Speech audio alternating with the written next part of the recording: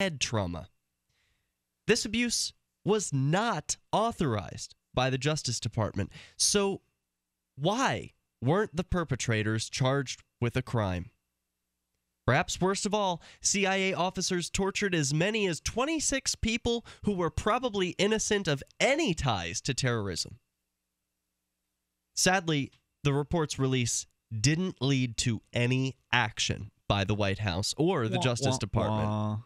The architects of the program haven't been held accountable. Still have their jobs. Yep. Nor have those who clearly violated the law by torturing prisoners without any legal justifications. Why should the government have locked me up for telling the truth and given them full impunity? Because no good deed goes unpunished. I mean, it's sick. It's a sick, sick world that we're living in here, where people like this gentleman or Bradley Manning or Chelsea Manning now and Edward Snowden, these are the enemies of the state. They're the ones who are just trying to shine light on what the state really is. People that are telling the American people what their government is doing. Yeah, and they're telling the world. They're, well, I mean, in the process, the American people are finding out. Yeah. Mostly the world probably doesn't care. I mean, you know, the world has whatever opinion they have of the United States people. It's not like it's a surprise to most people that the United States is torturing folks. It's not a surprise to most people that the United States is spying on people. I mean, you know, what a surprise. John Kiriakou continues, but there's still time. He's holding out hope. This is so embarrassing. There's still time for President Barack Obama to order the Justice Department to prosecute these perpetrators of torture. Which he could certainly do, right? I mean, if Barack Obama... Right after November? After November. After November 2016. I wonder, there's a lot of people who, you know, the tried and true Democrats out there that are holding out for Barack Obama to do the right thing, believe that after November, finally, once the election's done and Hillary Clinton's in the bag... Oh, that he'll wait until November. Okay, I couldn't understand why he would be waiting, because my point was going to be that he's a lame duck now, right? Like, he's on his way out. You know, yes, he's not going to try to get reelected to the presidency. He's got to try and get his cohorts in the office. Yeah. It seems pretty unlikely. You know, it's ridiculous. The way, well, I mean, somebody's going to be president, right? Yeah. And it's either going to be a Republican or a Democrat in all likelihood. I'm saying it's ridiculous that he's going to go through and, you know, whip the CIA into shape or somehow punish the people who are responsible for this torture program. But, you know, this guy's getting his hopes up because he used to work for these folks, right? I mean, he was in the CIA for 15 years. He truly believes in the system, right? You generally can't have a government job for that long without having some level of belief in, you know, the whole thing. Well, I'm sure the people down below, like, you know, he sounds like he never got too high up. He's not one of the political masters, right? Mm-hmm. So when you're one of these lackeys, it's easy to believe that, yeah, you will be held accountable. He certainly was. Yeah. Right? But the people above him, no. There's still time, he writes, for President Barack Obama to order the Justice Department to prosecute these perpetrators of torture, which is, of course, an international crime, as an aside. And there's, he continues, clear precedent in how the government has confronted similar actions in the past. In 1968, for example, the Washington Post published a photo of a U.S. soldier waterboarding a North Vietnamese prisoner. The Defense Department investigated the incident, court-martialed the soldier, and convicted him of torture. That's interesting, especially considering that back then there wasn't as much news and information. It was much more difficult to get information about that. Now it can spread across the world in an instant and can go viral, but yet seems like there's less accountability.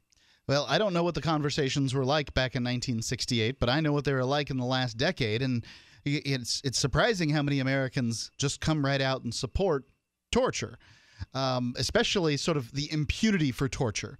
So I'm willing to go so far as to say, fine, if torture is necessary to get whatever the end or the whatever that end is that we're trying to get, right? You know, I don't know, some kind of situation where the terrorist has a bomb ticking in the bottom of a building, and you've only got moments to figure out who it is. So torture's what's necessary. I'm fine with that. I just expect whoever does it to take the punishment for it. I expect them to be enough of a brave patriot to say, yeah, fine, I'll face the punishment because my nation's at stake. I want to hear how you feel about torture, and I don't accept torture, regardless of the excuse. 855-450-FREE. This is Free Talk Live. Warning. If you've recently declared bankruptcy, you're going to want to change the station, because there's an alternative to bankruptcy, and it's faster than you'd ever think possible. But if you've already declared bankruptcy and have missed this opportunity, you'll want to change the station now. Here it is. Right now, the company that has resolved more credit card debt than anyone in the U.S. is available to settle your debt too. You may reduce your debt with one low monthly program payment. If you call right now, Freedom Debt Relief will show you how low your monthly program payment could be for free. Call now. 1-800-399-1993. That's 1-800-399-1993. If you're struggling with debt, this could be your answer. And the bigger your debt, the more money you could save. To find out for free how much of your hard-earned money Freedom Debt Relief could help you save, call now. 1-800-399-1993. 1-800-399-1993. 1-800-399-1993. Gold isn't for you? Ted Anderson, president of Midas Resources, one of the world's premier gold and precious metal investing firms. I get it. You wouldn't buy gold if you believed that the government is doing a great job, that the Fed will stop handing out trillions of dollars like bailout candy, that Social Security would be there for you. That's not what's happening. You might even pass on gold if the stimulus package wouldn't fuel inflation, or that the dollar wouldn't lose value, or that your retirement would be secure. If all looks rosy to you, then now is not the time to buy gold. For the realist, there have never been more sobering reasons to diversify with gold. Since 2001, the U.S. dollar index has tanked 30% while gold has risen 300%. Right now, savvy investors are adding gold to their portfolios. You should too. Find out what they know. Call us and I'll send you 10 reasons why gold will do very well, free. 800-686-2237. 800-686-2237. That's 800-686-2237. Why did you move to the Shire? I moved here to the Shire because there's other people around who take liberty just as seriously as I do. I moved to the Shire because I saw videos of people challenging authority and thought that I could get support myself. It called to me, like, do this right now. I wanted to be around people like me who got it, and once I got here, I knew there was nowhere else that I wanted to be. I've always wanted to change the world, so I moved to the Shire to join people who were actually working towards doing the same thing. The people here are awesome, loving, and positive. It was for the adventure and for the feeling of something important is happening here, and I just wanted to come to sort of be part of that. Visit ShireSociety.com to read and sign the Shire Society Declaration and learn the reasons why, if you love liberty, you should immigrate to the Shire. Plus, add yourself to the Shire map at ShireSociety.com. That's ShireSociety.com. The three most important things you can do for Free Talk Live are: 1, share one episode a week on Facebook or in some other social networking site. 2, buy the things you buy online through shop.freetalklive.com. 3, give $5 a month to the AMP program. It's my firm belief that Free Talk Live's AMP program is the best use of your charitable dollar among liberty-oriented organizations. Support all the organizations you love, but make sure you give $5 a month to AMP at amp.freetalklive.com.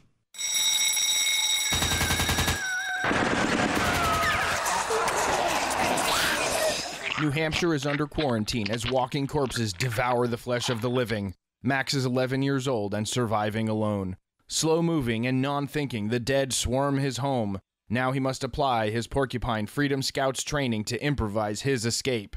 Look for Survivor Max on Facebook, read reviews on Amazon, or read Chapter 1 at survivormax.com. What's up next? Visit the Liberty Radio Network program guide to find out at shows.lrn.fm. That's shows.lrn.fm.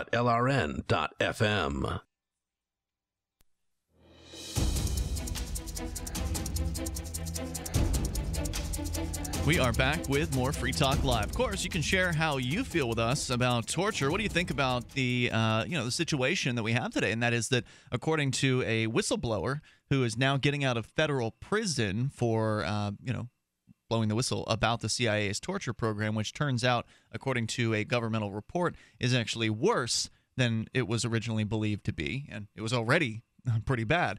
But all these revelations have meant nothing as far as actual consequences for the people who are involved in doing the torturing. We're going to continue the discussion, but you're welcome to join us toll-free at 855-450-FREE or via Skype at Skype username LRN.FM. Now, when you're online, you need to protect yourself, and you can't expect your internet service provider to do it for you. In fact, they're probably one of the organizations violating your privacy by recording all of a log of all the websites you're visiting. Plus, if you're at a Wi-Fi coffee shop or something like that, somebody could be sniffing out your Wi-Fi packets in an attempt to garner your bank account information, maybe your credit card number. It's hard to remember to be vigilant when you're sort of out and using your phone and hit the Wi-Fi or whatever, or using your laptop. You just want to get whatever information you want to get and get it done.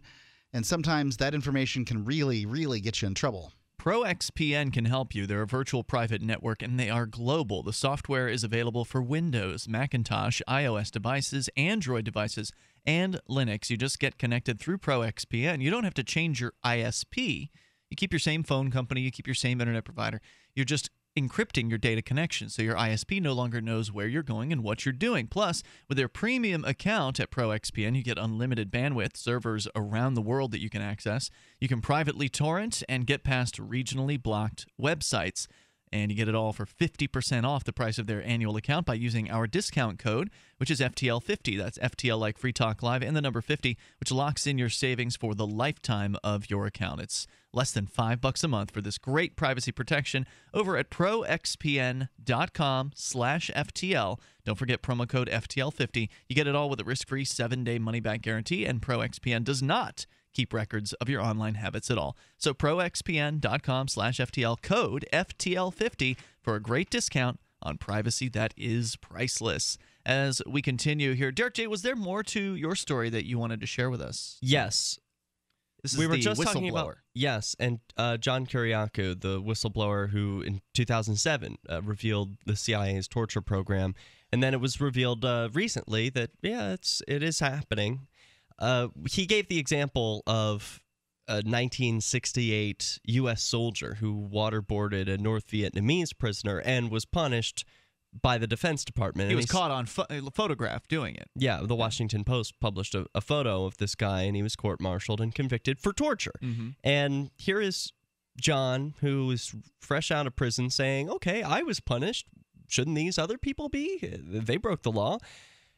And I can see where he's coming from. So he says, why should the Senate's torture report elicit less response than a photograph?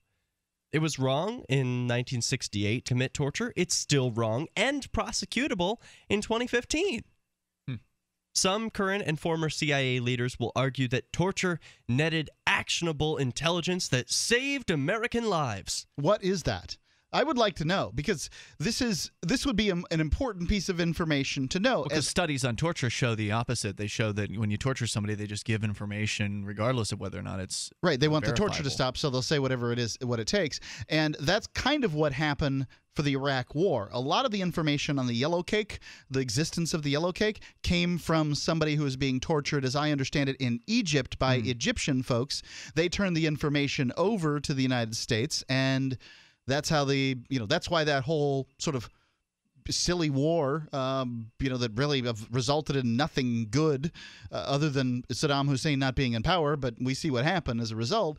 That's what the results were. So if you say that, yes, torture can work, then we certainly need to look at what happens when it doesn't work, too. Yeah, but to me, it seems like torture would produce more inaccurate evidence than it would accurate evidence, because if I were being tortured, I would say anything. Okay, okay, whatever, I'll make up anything. Just what do you want me to confess to make this stop, is what I would be thinking. And that's what I would be saying. Yeah. What is it you'd like me to say right now in order to get you to stop? You are hurting me, and I will say anything to get you to stop. You need to stop right away. That's probably the best thing you can say to somebody who's deciding that torture is the best way to handle your situation. But, whatever. You can't convince people that are this convinced on an issue. So what does John Kiriakou, this whistleblower, say about the claim that the torture netted actionable intelligence that saved American lives? Well, quote, I was working in the CIA's counterterrorism center at the same time they were. And I can tell you that they're lying. Yeah, they're just lying. Sure, that makes sense. They're the government. Of course they're going to lie to you. Well, human beings will lie in they? order to, will tell fibs in order to support their position. Yeah. It happens. And it's, once you go on record as having fibbed, then you have to back that up With and more stick lies. with it. Yeah. What's the Hitler quote about make the lie big, make it simple, keep saying it, and eventually they'll believe it? Is that Hitler? It's probably as Goebbels. Or Goebbels. Yeah. Goebbels? Yeah. You pick your favorite Nazi, whatever. Torture may have had some Americans feel better in the aftermath of the September 11 attacks. It may have made them feel that the government was avenging our fallen compatriots. But the report found that, quote, the harsh interrogation methods did not succeed in exacting useful intelligence. This is the government's own report. Whether or not it ever gleans useful intelligence, however, is beside the point. The question isn't whether torture works. Torture is immoral. Well, I can tell you that if torture works and works well, it will stop being immoral. Immorality at this, as the vast majority of people see it, is to some extent just what the majority of people believe. And so, actionably, torture will become moral if it works well. Now, you're going to have to show me that it works well in order for me to go for that. There are very few people that honestly are against things that work for moral reasons, against sort of systems, techniques that work for moral reasons. There has to be a red line, John says. The United States of America must oppose torture and ban its use absolutely. That begins in the Oval Office, and Obama needs to belatedly do something about it. Well, He's certainly sticking with that system's going to work thing. The world needs dreamers, and I appreciate where he's coming from. I wouldn't get my hopes up were I him about Obama doing a damn thing to go against the CIA. There's just no incentive for him to do this. Doesn't seem like it. Unless it was just the doing the right thing incentive, which he's given really no indicator that he's interested in doing the right thing. So. Well, and after he got elected the second time around, then he starts working on the gay marriage issue. He's shown that he will sort of on the cover of Night attempt to do some of the things that he said when he was running for office. But basically, as far as the role of government goes, he's never. He's really never lived up to his thought process. 855-450-FREE. That's the toll-free number here tonight. You can share your thoughts with us on torture. It's Free Talk Live. You pick up the receiver with your heart racing and sweat dripping from your forehead. You finally muster the courage to dial the number to call into your favorite talk radio show. It rings once, twice, and then... Hello, it's GCN. What's your name and the state you're calling from? Surprised you got through, you squeak out. Jason from Minnesota. Please hold. As you patiently wait for your turn, you begin to daydream about being a famous talk radio host and what it would be like to have your own show. Jason from Minnesota, you're up. Millions of loyal listeners worldwide waiting to call and talk to you. Caller, are you there? Cheering crowds surround you, calling out your name. Jason! Jason! Going once, twice. Okay, we gotta move on to the next caller. You blew it. Huh? Wait, no! Interact with the hosts you're listening to right now, online at GCNlive.com. Click on the community link. Engage with other listeners. Ask questions. Start debates. Don't agree with the host? Let them know. Be a part of the community at GCNlive.com. So the protection of life, liberty, and property is what the Free State Project is all about. But it's an effort to move 20,000 people who understand. It's about demonstrating to the entire country that, yeah, we can have a free market, a truly free market. Making it just a freer, great place to live. It's the world's largest voluntarist libertarian community, and it's only getting bigger. That's amazing, to be able to move to a place where other people passionately believe in being free and independent. What the Free State Project is managing to do, though, is to put their money where their mouth is.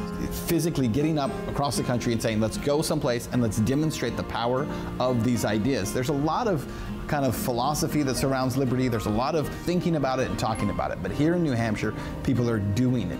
101 Reasons Liberty Lives in New Hampshire, a documentary by Free State Project Early Movers. Watch it free at 101reasonsfilm.com. 101reasonsfilm.com. I love My Magic Mud. I drink a lot of coffee. I had stains on my teeth. Then I found My Magic Mud, and I was told it would remove stains. So I paid attention when I brushed the first time. My Magic Mud is black tooth powder, and the difference it made in my teeth in one application was noticeable. With 4, my teeth were as white as you normal folks out there. Please go to mymagicmud.com and buy a jar. There's 150 applications for $25. You can use Bitcoin. mymagicmud.com.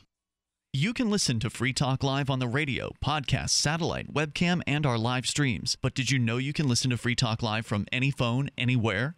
Add this number to your phone, 213-493-0308. It's a long-distance call, so make sure you're familiar with your phone's calling plan. The listen lines are airing the latest episode of Free Talk Live 24 hours a day, including our live shows. Call 213-493-0308. That's 213-493-0308. Does this ever happen to you? Moments after you're introduced to someone, you forget his or her name. It's a common faux pas you'll want to avoid, especially if you're a job seeker.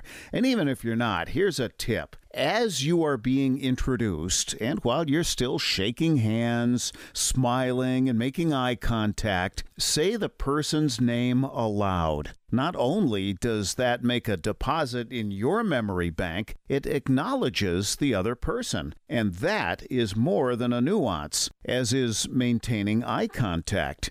With money and attention so scarce now, effective communication skills have never been more important.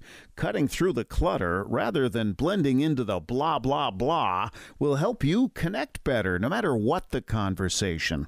For more tips, hit survivalspeech.com. I'm Holland Cook. If you enjoy LRN.FM, please contribute to your favorite shows via their websites and become an amplifier at amp.lrn.fm. That's amp.lrn.fm.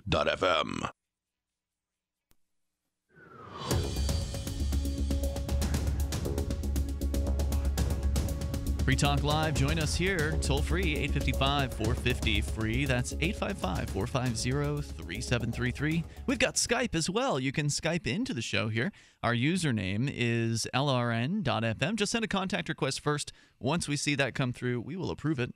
And then at that point, it'll be easy for you to call us here on Free Talk Live to talk about whatever you want. Cameron Hughes is back. It's what we did a taste test recently over at the Keene Activist Center with 3 of his wines. Mm-hmm. 2 of them were, am I saying this right, Cabernet Sauvignons? I think so. Okay. The other one was a Pinot Noir. And now my favorite of them was the Pinot. I really enjoyed it. And right now they sent them to us so that we could try them out. There's some amazing pricing going on for the Pinot specifically. It's from the Central Coast of California. They produce super premium high-end wines there, and I really, really enjoyed it. Now everybody agreed that these were all great wines, right? Yes, absolutely. Yeah, it was just sort of preference. I like this one, I like that one, that kind of thing. My favorite happened to be the Pinot. And this week only, you will get this Pinot for 20% off. It's a great deal, and it's not being offered anywhere else. It's sold out, for the real world. It's just being offered for us here on Free Talk Live. I don't know if it's offered on other radio programs. Let's say it's offered for radio listeners around the whatever radio shows they're buying. Mm-hmm. And I do know that Free Talk Live has been really great for them as far as selling wines. They did use a superlative to describe us, like we were the best as far as like sort of cost and the amounts of bottles sold for the cost or whatever it was. So there you go. You can go on over to chwine.com And there's a microphone in the upper left-hand corner. If you click on that, you enter FTL. That's FTL as in Free Talk Live. You'll be able to get that 20% discount off of lot 425. I see that here. It's so affordable. I mean, $12.50. Is that what it is? Yeah. What a great deal. No, you have to get 3, right? 3 bottles to make the free shipping deal. Is the free shipping still going on? Yep, the free shipping with the coupon code FTL. And that's, believe me, you're going to want these 3 bottles. You will enjoy this thoroughly. Share it with friends. It's a wonderful, wonderful wine. Even if you're not a Pinot fan, you're going to enjoy this. I found it to be fruity as far as it went. Not the same as the Cab by any stretch of the imagination. Of course, they wouldn't call it a Pinot Noir if it was the same as the Cab. Mm-hmm. So anyway, chwine.com. Click on the microphone in the upper left. Enter coupon code FTL. This offer expires Friday. Don't miss out. Get 3 bottles of this really, really great wine. Lot 425.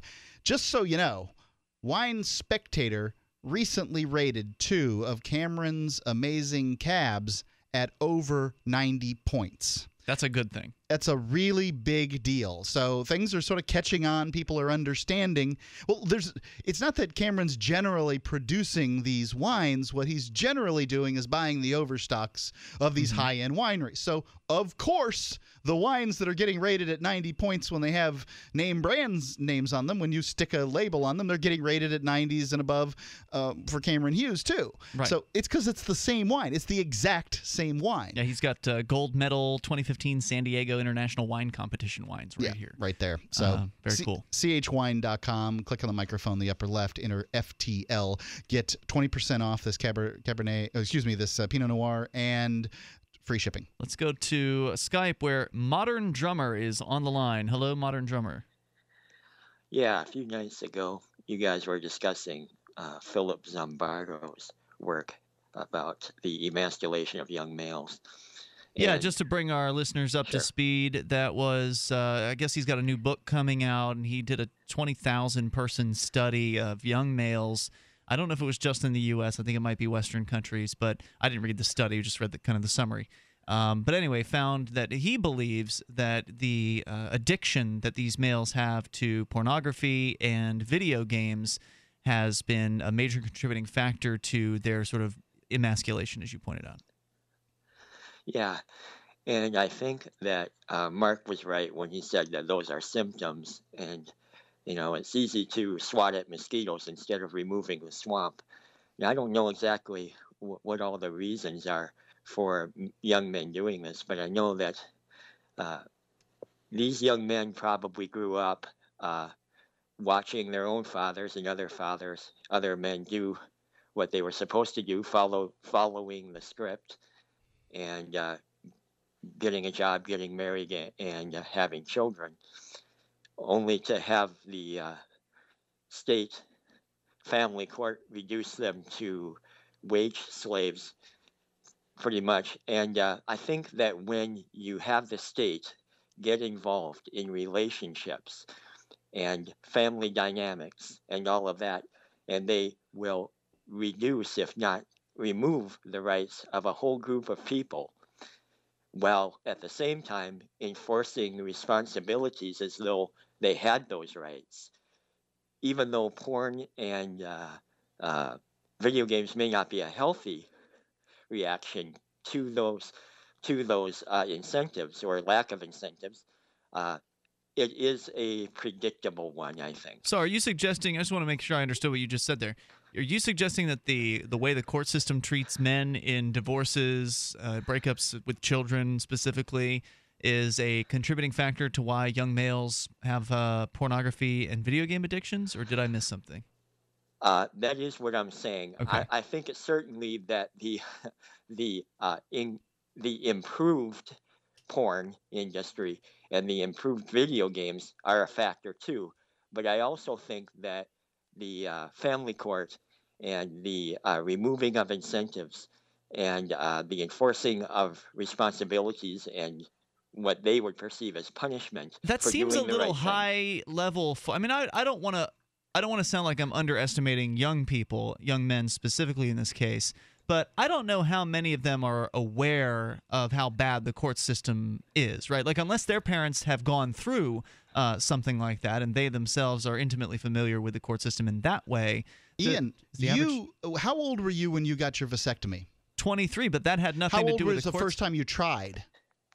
23. Okay, because I thought you had tried earlier than that, actually. But I mean, that did have to do with how bad the courts were, and right. the people that were trying to trick people. A 23-year-old man that you know reasonably well because it's you, got a vasectomy because he didn't want to deal with ever in his life the family court system. Well, I didn't want to deal with any kind of accidental pregnancy. I mean, I don't know if family courts was the only factor. I heard about, women poking holes in condoms and that's really about the family court. All kinds of lying and cheating and all that. But, I don't think that has anything to do with pornography. I still was interested in women and have had, lengthy relationships. Right, but a lot of guys then. are just not willing to take the step you took. So the other step is to sort of wait for the right. Don't stick it in anywhere, basically. Yeah, kind of step.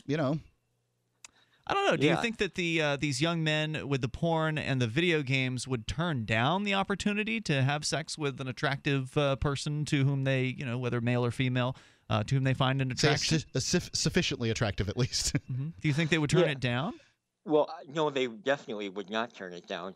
But what they would turn down is the next level up, and that is working your butt off and courting a woman, putting a ring on it, and whether they could articulate that being one of the reasons or not, I think at some level they understand and have taken notice. It's an interesting perspective. Thank you for the call tonight. Appreciate hearing from you at 855-450-FREE.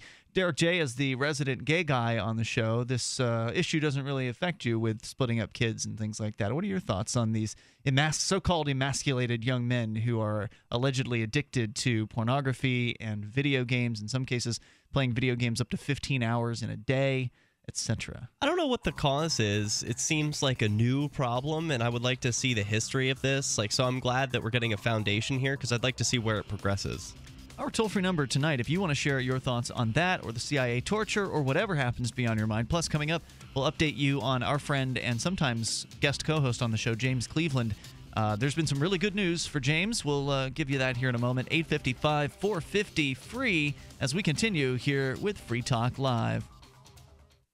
Free Talk Live has partnered with Amazon, the largest internet retailer. Imagine a department store category, and Amazon has it. Books, electronics, office products, furniture, jewelry, automotive, toys, clothing, sporting goods, and dozens of other categories. Now you can shop and support Free Talk Live by entering Amazon through our website. Go to shop.freetalklive.com, and Amazon will send us a portion of your purchase. You're going to do the shopping anyway, so remember to enter through our site at shop.freetalklive.com. That's shop.freetalklive.com. Here's a good idea. When you have a legal matter like creating your will or legally setting up a business with a corporation or LLC, you don't necessarily need a law firm. Use LegalZoom.com. At LegalZoom.com, you answer straightforward questions online, and they take care of the rest. They even review your answers for common mistakes and guarantee your satisfaction. Free Talk Live listeners, you'll get 10% off your order by typing in FTL in the referral box at purchase. Don't procrastinate with these important legal documents. LegalZoom.com. If the IRS has garnished your paycheck or seized money from your bank account, you need to get professional tax help now. Fast action is required to put a halt to these aggressive IRS collection tactics. You can count on the knowledgeable team of tax professionals at Wall & Associates. With over 30 years of experience, Wall & Associates has settled the tax problems of thousands of taxpayers for a small fraction of what they owed. For a free face-to-face consultation, call 1-800-425-4610 to put a wall between you and the IRS. 1-800-425-4610 or look for us on the web at wallandassociates.net. We solve tax problems. If you hire Wall & Associates today, you'll never have to talk to the IRS again. To stop the levies and seizures today, take action now. Call Wall & Associates at 1-800-425-4610. Wall & Associates. 1-800-425-4610. Based on actual cases, results may vary, not a solicitation for legal services. Free Talk Live. What is your goal? What do you want of this revolution that you speak of? You got to stir things up enough for the people will actually revolt in a big way. And what will that result in? Millions of people in the streets, you know, and the military guys ain't going to like it. So what is your goal? You don't really know, do you? You don't really know what you want besides chaos. A bloody revolution in the streets is You the want a only bloody way. revolution? This is why I don't want to associate with people like you. Thank you for the call. You're dangerous and crazy, in my opinion, if you're talking about bloody revolution. Violent revolution just results in more violence in the future because the people who were the most violent are the ones that rise to power in whatever new power structure is created after the revolution's all over and done with, after the blood has spilt. Whoopee-doo, you've changed out one gang of criminals for another gang of thugs. Free Talk Live, 7 nights a week from 7 to 10 Eastern. Live on the Liberty Radio Network at LRN.FM. Did you know that you can listen to and watch Free Talk Live during our live show 7 days a week from 7 to 10 p.m. Eastern via our studio cam at cam.freetalklive.com? Not only that, but you can also chat with other listeners at the same time. Do I need to mention that both the studio cam and chat room are totally free? Outside of Free Talk Live's live hours, you won't see a cam feed, but will hear audio from the Liberty Radio Network. So listen, watch, and chat all free at cam.freetalklive.com. That's cam.freetalklive.com. Ross Ulbricht was convicted in early 2015 of running the infamous Silk Road Underground Market. The Silk Road was a gift to humanity and helped reduce the harms brought on by drug prohibition. For this good deed, Ross may be spending the rest of his life in prison. His family is planning to appeal his conviction, but they need your support. Please visit freeross.org, where you can contribute via various methods, including Bitcoin. Ross needs your help now more than ever. Visit freeross.org. That's freeross.org. You can watch the LRN Studio Cam and chat with other listeners anytime at cam.lrn.fm. That's cam.lrn.fm.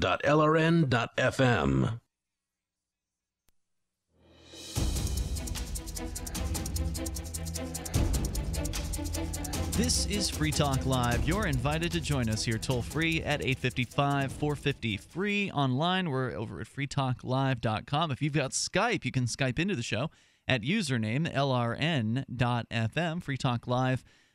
Here in the studio, you've got Ian, Derrick J, and Mark. Derrick J has his own website, which TheDerrickJ.com. Yep, and you've got a little more free time on your hands these days. I made a video today. It's going to go up there. That's right. You're taking a little vacation soon, but you are cranking out a blog post before you go. Yep, and it's uploading right now. That'll be available at TheDerrickJ.com. Also over at FreeKeene.com, I suspect, as you are one of the bloggers there. And this is definitely a Free Keene kind of story because this is sort of a classic Keene activism at this point. School outreach. You and I brought it back today. It has been probably 3 years since this was last performed. Yeah. I would guess 2012 because it was in 2012 when you left on a self-imposed exile after your victimless crime spree, which people can watch the movie, Derrick J's Victimless Crime Spree, at victimlesscrimespree.com. So you can go and catch that for free online and get a feeling for what happened with Derrick for the first year that he lived here in New Hampshire. But it was a 2-year-long time frame where you exiled yourself. You came back to Keene in the summer of 2014. Mm-hmm. And so this is the first spring. I guess we could have done something in the summer, like right in the beginning of the school year, but it just didn't come to mind at that time. It actually took the Rebel Love Show guys, Rob Matthias and Shire Dude, I think, to be my sort of re-inspiration to get back out there and do this outreach, which many people consider to be very controversial. This is some of the most controversial activism, I think, that has been done here in the Keene area, across New Hampshire in general, which is this school outreach where we have gone to high school, college, and middle school and handed out various different information regarding the ideas of freedom. You know, the philosophy of liberty, in fact, was the flyer that we chose today to go and hand out. Now, many of you listening, maybe you've seen the video. If you haven't, you should go and look for it. It's a great little 8-minute long video. It's got stick figures, and it's real basic kind of animation, but it does a great job in a very short period of time of explaining what the ideas of liberty are. And it does it in a very easy to grok sort of manner. And so what happened was years ago, we took that video, took the text from the video, boiled the text down even further, because the video is already very simple, but again, it's 8 minutes long, so it's a little lengthy. We boiled that text down and cut and cut and cut, and basically got it to the basics, and then took that text and made a nice-looking, attractive trifold flyer out of it. And ever since then, I've been passing it out at various opportunities, and we went out to Monadnock Middle School and High School. So it was a combo school. Middle today. high. Middle high. Yeah. Monadnock Regional, as they call it here in the Keene area. It's sort of the other high school. So there's the Keene High School, and then there's this one, the Monadnock School, which is interesting because it just happened to be in the news last week with a student. I believe you talked about this, Mark, on a show I wasn't on last week, where a student at this school has gotten in trouble now for not standing up for the Pledge of Allegiance in the morning. I think mostly the school has gotten in trouble for a teacher going after a student for not standing during the Pledge of Allegiance. Well, the student was punished. She was made to leave the classroom. Mm-hmm. She was made a spectacle of when the teacher singled her out in front of the class and essentially, talked some crap to her about why she's a bad person and she needs to leave the room and be respectful for the soldiers and all this nationalist nonsense. So right along that same time frame here, we're on the next week now from that incident that Derrick J. and I hit up the school today, and it was a very successful event, wouldn't you say, Derrick? It was better than I expected. We were a little nervous before. I potentially have gone to jail, right? No, actually, you're usually just bounced. They say no trespassing. You're trespassing right now, and they call the cops. And then if you don't leave, then you could be arrested for trespassing. But initially, they'll just warn you with police officers. Well, if you recall from Derrick J's Victimless Crime Spree, we are on this campus in that movie. So Yes. if you've seen the movie, you know where we were and what we were doing. But in the movie, we're confronted by the bureaucrats from the school, most notably the principal. There are of the several school. lines of defense. Right. And we're confronted relatively quickly. I don't know if the first time we did it way back in the day they hit us. Yes, I don't recall. Right out in the street. So the first time that we did it, there were no issues. There were some bureaucrats around, but they didn't even talk to us or give us any problems. We did our thing. We left. And then after that, is when the principal intervened. He was in the street and stopped us before we even got to the sidewalk and said, "Do you have permission and we to walked hand around out this information?" And basically ignored him. But what happened eventually was that we got no trespassed in the form of a no trespass order, which actually did ban us from the Monadnock Regional School property for a period of 1 year. So the Keene School District banned us forever. So that order's still in effect, but this isn't in the Keene School District, so this was a year-long ban. So we went right back up to the front door of the school this year, just like we did several years ago or a few years ago, and we're literally handing out dozens and dozens of flyers. Mm-hmm. We hit them for like 3 minutes, like right when the bell rang. We walked up. Kids poured out of the front doors. We handed out as many as we possibly could, had no problem doing it, really. Very few people turned it down. And then we turned around and walked away. I don't think there was a single bureaucrat that even really was nearby our vicinity. At least I didn't take notice. No one. I would say I had a 90% success rate with handing it out. Most people, if they heard what it was, I would say, or if they asked, what are you handing out? I would say it's a Philosophy of Liberty flyer. Some kids would ask for a little more information before accepting the flyer, but I would say about 90%. Oh no, I can't touch something I don't know further about. Hey, it's fine. Yeah, it's fine. I thought it was just think great. it's kind of funny. I thought it was nice that they would ask questions, and some of the students even stopped us while we were walking away after the event and further inquired about what is this Philosophy of Liberty stuff. Can I take that trifold so I can show it to my parents? I suspect they've said that before. Are you mocking? No, I wonder what this is like, right? I think it's as a parent. No, just generally. Like a student. People are vigilant about the information that young people find, right? Like, so young people should be able to find the information that they're looking for as long as it's not of sexual nature, and that's fine. But you're not supposed to be able to sort of proselytize to young people. Unless you're the state. They get to do it all day long, every day. The state's got it. They can force them to stand and recite oaths to their piece of fabric and all that sort of thing. Don't forget that corporate America's got them. You can believe there's snack machines and Coke machines in there. So M&M, Mars, and Coca-Cola Company, that's fine because they've paid their VIG to the state in order to be able to sort of market their products to the young people. But if it's ideas, because people know that ideas are so powerful. They don't want young people. They want young and fresh. We have not had a chance to fully indoctrinate these young people. Our indoctrination systems are so bad that they, in fact, hate us. They hate teachers. They hate principals. So we don't want you passing out this information to them because you don't really like us either. Well, that's exactly why this is such controversial activism, because we are targeting young people who, they're still in the open to ideas phase in their life. Now, you're not just targeting young people. You target everybody generally with the ideas of liberty. It's just today. Well, when we're at school, we're targeting young people. And given the choice, if I have to choose between spending an hour doing outreach to younger people or an hour doing outreach to elderly people, I'll choose the younger people every day, day in and day out. Yeah, we're not going to nursing homes handing this stuff out. I mean, what would be the point? I mean, I can tell you will get talked to. I have no problem handing out information to elderly folks. I go and I do jury outreach. That's mostly older people, middle-aged to older people, I would say, at juries. And I've done the county fair. There's plenty of older folks there. I don't turn away an older person or not approach them. I will approach them if they're walking by too, just like anybody else. But given the choice, if there's an elderly person and a younger person walking by, I'm going to target the younger person. What about those couple of girls who asked you as we were leaving, what are you guys doing here? What did you say to them? I don't recall. You probably have that on video, though, because you were recording the entire time, right? Yeah. But they were asking a lot of questions, and I felt they sort of had pointed questions. I think they I felt like they knew who we were. Yeah, I think those two may know who we are. And again, it is a high school, so some of the people, it is a middle high school, so some of the people who are there in high school now may recall us being there when they were in upper middle school and seeing us out there, on the side of the road. Because when we were banned, we still went out by the side of the road for several more weeks and continued to hand things out to whoever we could reach at that location, which is not as optimal. Being in front of the front doors, obviously, is the best. Well, I remember saying something like, I believe we're all born free, and the girl responded, free from what? Free from government? Yeah, you're right. Yeah, that was one of those telling signs that these girls knew what we were up to.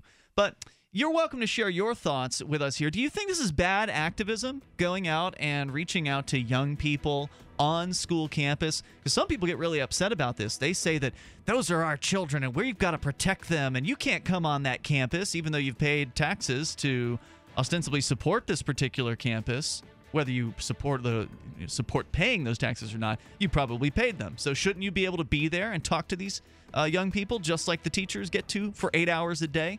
855-450 free. Well, I did it. I finally left the empire behind. And now that I'm safely settled in Chile, I'm gathering with others like me to build a new community called Fort Galt. Fort Galt is designed to be the ideal home base for professionals and their families to live and work in peace.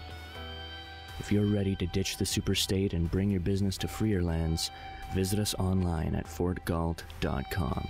That's fortgalt.com.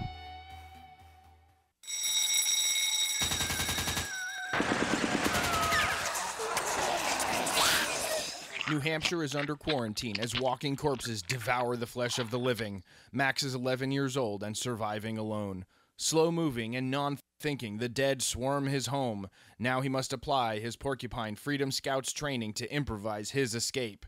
Look for Survivor Max on Facebook, read reviews on Amazon, or read Chapter 1 at survivormax.com.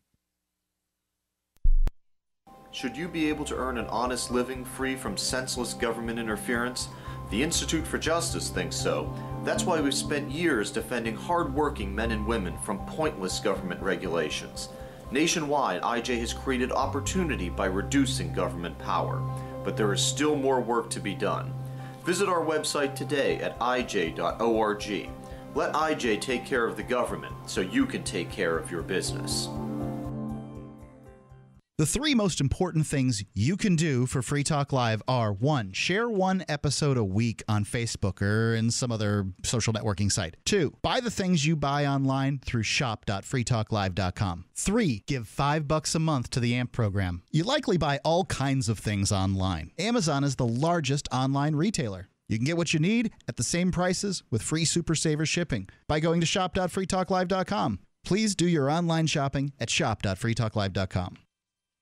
You're listening to the live edition of Free Talk Live. Hour number 2 is next after the news here on the Liberty Radio Network at LRN.FM. From Keene in the Shire, the Liberty Media capital of the world, this is Daryl W. Perry, host of FPP Radio News for Monday, May 18th, 2015. Silver is trading at $17.64 per ounce. Gold is valued at $1,225 per ounce. And according to BitcoinAverage.com, the average price of Bitcoin is $238. Antiwar.com reports UN officials were desperately pushing the Saudi government to agree to an extension of the 5-day humanitarian ceasefire, hoping to allow a bit more aid to flow into Yemen before the resumption of hostilities. The push was unsuccessful, however, and with the 11 p.m. deadline Sunday evening, the Saudis immediately resumed strikes in force across Yemen. While a fair amount of humanitarian aid was transported to a UN hub in Djibouti over the course of the 5 days, it's not clear how much actually made it into Yemen. Iran's own cargo ship of aid never made it close to Yemen, and as of Sunday night, they were still said to be at least 4 days away from the Yemeni port of Hodeidah, their intended destination. During the 5-day ceasefire, fighting slowed quite a bit, though there were still skirmishes between the Houthis and unaffiliated Sunni militias, and Saudi warplanes launched a few strikes here and there.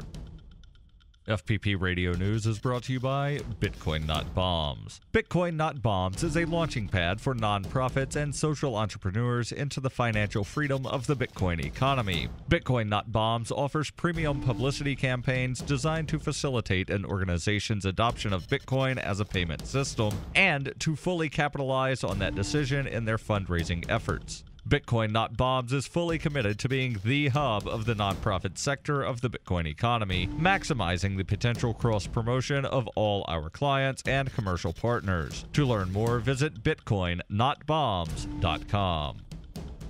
UPI reports at least 9 people were shot to death after rival biker gang members opened fire at a restaurant in Central Texas on Sunday. According to police, 3 rival biker gangs began fighting at a restaurant in Waco while multiple police officers were outside in the parking lot arranging protection for citizens. The fight started in the restaurant and then spilled outside. The officers were reportedly in the area because they had anticipated possible trouble at the restaurant, which has been the scene of ongoing tensions between bikers in recent weeks. Waco Police Sergeant W. Patrick Swanton said, "We had officers on the scene. We expected issues." Investigators said the brawl began with punches and kicks, but escalated quickly to include the use of chains, clubs, knives, and finally firearms. Several people were shot, according to police, and at least 9 dead. 8 of the victims died at the scene. 1 died at the hospital later. Several others were wounded in the fight. The police posted on their Facebook page that the Central Texas marketplace was closed following the shooting. District Attorney Abel Lorena reportedly told police 2 weeks ago that trouble had been brewing among the biker gangs for some time. The officers at the scene engaged the gunmen in the fight, firing their weapons as well. However, Waco police said that no officers were wounded in the gun battle. Police later responded to a crime scene at the Waco Convention Center and a gathering of bikers at a local truck stop. However, it was not immediately known whether either of those incidents were related to the restaurant shooting. For over 35 years, Robertson Roberts has been a trusted source for buying and selling your investment-grade precious metals. They also take Bitcoin for precious metal purchases and permanently removed the minimum purchase order for all orders paid in the digital currency. Call Robertson Roberts today for knowledgeable advice on investing and a forward-thinking approach to new technologies. 850-478-5270 or online at rrbi.co.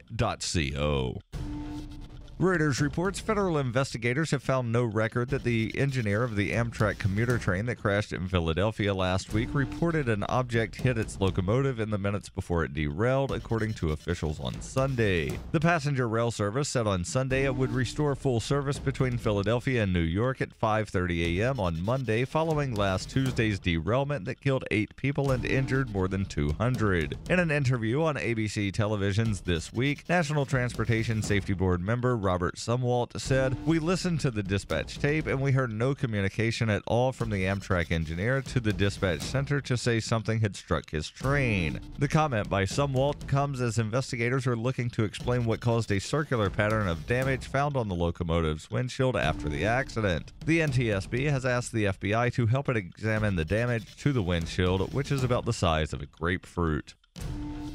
This has been FPP Radio News, online at fppradio.com. Publicists everywhere agreed this week that the nation's celebrities are in dire need of more fame, stressing that all 6 billion of the world's populace should know every U.S. celebrity by name and face by now. Publicists are calling for an emergency influx of buzz, heat, press, and word of mouth to be administered to the nation's celebrities immediately in order to prevent crucial fame levels from becoming dangerously low. Novelist Edward Milligan told reporters this week that in his new book, By the Water's Edge, he has fleshed out in meticulous detail his own huge and stunningly shitty world. Using in-depth research and the power of his own imagination, Milligan was able to conjure out of thin air every hackneyed character, trite street name, and horseshit backstory in the fictional town of Connors Cove. The complete hack proudly said he has created a universe that readers will feel they can actually reach out and touch. Sources say the prolific writer has not yet been punched repeatedly in the face. In other news, McDonald's opens a new senior citizen play place. This is the Onion News Network.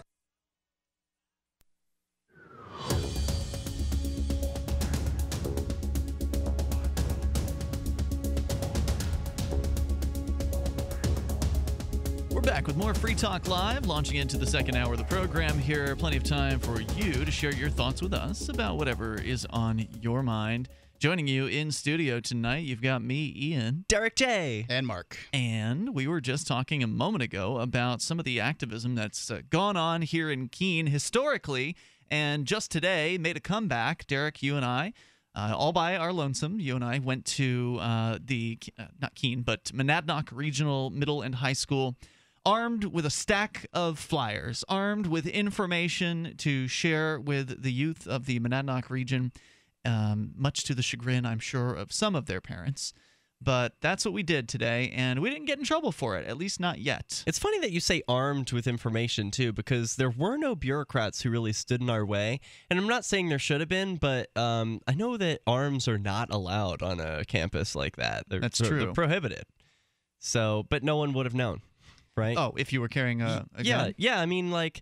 We're not threats, but it is weird that they have such poor security or such minimal security to the point that, like, if there were someone who was a threat, like, they wouldn't have been able to stop them either. Oh, that's right. I mean, this is one of the big complaints about this kind of activism, as I was talking about in the last hour. This particular activism, going to a school, handing out information to young people, is generally considered very offensive by some people. Like, oh my God, these are my children. You can't talk to them, as though we would not be able to talk to them if they were just walking down the street. Because you could do the same thing, right? Like if you're at the county fair, you're going to see a bunch of young people, and you can talk to them there, and nobody bats an eye at that. But when you go to their front door of the school, which is where we were today, handing out information as they were leaving the school, for some reason that's offensive. And one of the major objections is, well, you could be there to kidnap or harm or shoot or, somehow do damage to these kids. Right. Then what's that say about your school?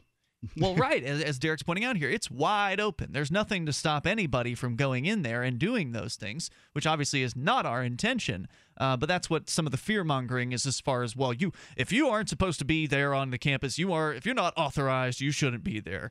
That kind of thing. I wonder if it does set a bad precedent. Like, all kinds of adults could be walking around on that campus, and then the administration has no right to question them. I mean, what if they say they're just handing out literature? Well, I guess that is seems like on its face, it seems like a decent objection. What if every church in the entire area wanted to send their representatives down? What if, the gay community wanted to send some gay marriage advocates down there? Everybody's got some issue. Let's say everybody comes down and they pile into the parking lot, and then all of a sudden there's 100 people there handing out flyers. That'd be kind of cool. So what? What's the problem there? I mean, don't these kids know better than to go home with strangers? If that's the worry, is that somebody's going to get shot, well, first of all, nothing's going to stop that from happening. If the worry is that some kid's going to get abducted, well, the only thing that can stop that from happening is if the kid doesn't voluntarily, or if the kid goes voluntarily with that person. That would be the issue there. Generally, the abductors have to have some sort of tantalization, like, I've lost my dog. Can you come help me find it? But most of these kids in middle and high school, I would think, would know better than to do that. Those sound like justifications to me. If I had a high school and I asked you to leave, you would leave because it was private property, Yeah, this right? isn't private property. Right. This is what it comes down to, is that the government funds its school by taking money from everyone, people that have students and don't have students, right? And makes you pay for it. They have the worst school in town, generally, worst school in the geographic area, whether it's a district or whatever it is, because you compare it to private schools, and you'll find the vast majority of the time their schools come up lacking. So they make you pay for the worst school in town, and then they don't let you come on the property. That's what it comes down to, and to me, that's what's important. I don't think you shouldn't be on some high school's property handing out your literature without their permission. As long as the military's there, I think we should be able to be there. I'm with you, and the military gets invited there all the time. Yep. And there's no reason why can't McDonald's send recruiters out to the front door of a school and ask people to come? Well, I wish that happened when I was in high school. On career day, they might do that if they ever had a career day, but they don't. They'll let the recruiters get to come in all the time. Well, one of the things that you pointed out today, Derrick J., and we've discussed this prior, I don't know if we've talked about it on the air, is the idea that we would have wanted this if we were in high school. Oh, yeah. I mean, I was never introduced to these ideas by other people in the real world. I had to find them on the internet. I had to find them on my own. And if there were someone who had approached me when I was suffering through high school, saying and wondering to myself, why am I forced through this, or why am I taught some of these things, and someone approached me with the idea that, hey, you're born free, and you own yourself, and you are free to make contracts with other people, and no one has a higher claim to your life or your body than you do. Well, that would have been a really welcome idea for me at that age. I mean, it's a welcome idea at any age, but especially then, when I would have been able to use it to address some of the complaints I had with the administration, with the teachers who were bossing me around and telling me what to do. It's like, hey, wait a minute. I own myself here, and you're telling me that I don't have the freedom to, for example, carry a soda into school or whatever the thing was that I was forbidden to do. I could have used these ideas as ammunition, as self-defense. Well, what I would have found them more interesting for is when the indoctrination occurs. History class, social studies, civics, sometimes to lesser extent in like English classes and even other classes. I would want to have known, to be able to rebut the things that were said, because so many things are said as a matter of fact in these classes that, they're just the crap isn't the way we were told. And, now as a 44-year-old, I have a different sort of view than the 16 or 17-year-old that was getting this indoctrination, for which there was no antidote out there. I was just getting the indoctrination like so many other people get it. And, you get bad information, and it's whatever the teacher wants to say in many cases in those classrooms. And, that's why I would like to have had this information. I, to some extent, did get this information in high school, but I had no support network. There weren't other people that I could go meet that thought like I did. In this school, we know there's at least the one girl who won't stand up for the Pledge of Allegiance, and we know for a fact there are at least two others who are also not standing for the pledge, just in different classes. So I don't know that that's an indication, what that's an indication of necessarily. That is an indication of someone who is willing to buck the system. That is an indication of someone who's willing to think outside of the box, somebody who is open-minded enough to realize that something's screwy with the system that they're a part of, and they're willing to do something to put their own butt on the line for it. That's the kind of person I want to talk to. That's the kind of person who can be that support system for those others. They can take the first steps, take the first volley of arrows, if you will, and then sort of trailblaze for those who come behind them. One of the most powerful sentences on this flyer, which I really could have used as a young person, is Evil does not arise solely from evil people, but also from good people who tolerate the initiation of force as a means to their own ends. And so, in this manner, good people have empowered evil people throughout history. And I think that's what this young person who doesn't stand for the pledge is really objecting to. They're saying, I realize y'all see this as a good thing, and we want to celebrate those who have sacrificed for us, in air quotes. But I see them as doing evil. They're good people who have been misled. And I think that for me, well, that's the worst sort of evil. Evil is just following orders, and not thinking about doing what you're told, not thinking about it. Which is what the pledge is, right? You're doing what you're told. You've been told to stand every day at the beginning of class and recite this poem that you probably don't even really know what it means. And that is, to me, I mean, if you look throughout human history and you look at the evil acts, and you compare just sort of, bad people, people doing things that they knew were bad for their own selfish purposes versus people doing things that were good, that they considered to be good because government told them to do it or whatever reason they considered it to be good. I think that at the very least, from what I can see in the 20th century, it's the good people doing evil things far outweigh evil people doing evil things. So I could be wrong. Coming up, we've got some breaking news. I haven't had a chance to post this on Free Keene yet, but I do intend to. It is the situation with the Pledge of Allegiance continues to develop in this school. We'll tell you what the latest is here in moments on Free Talk Live.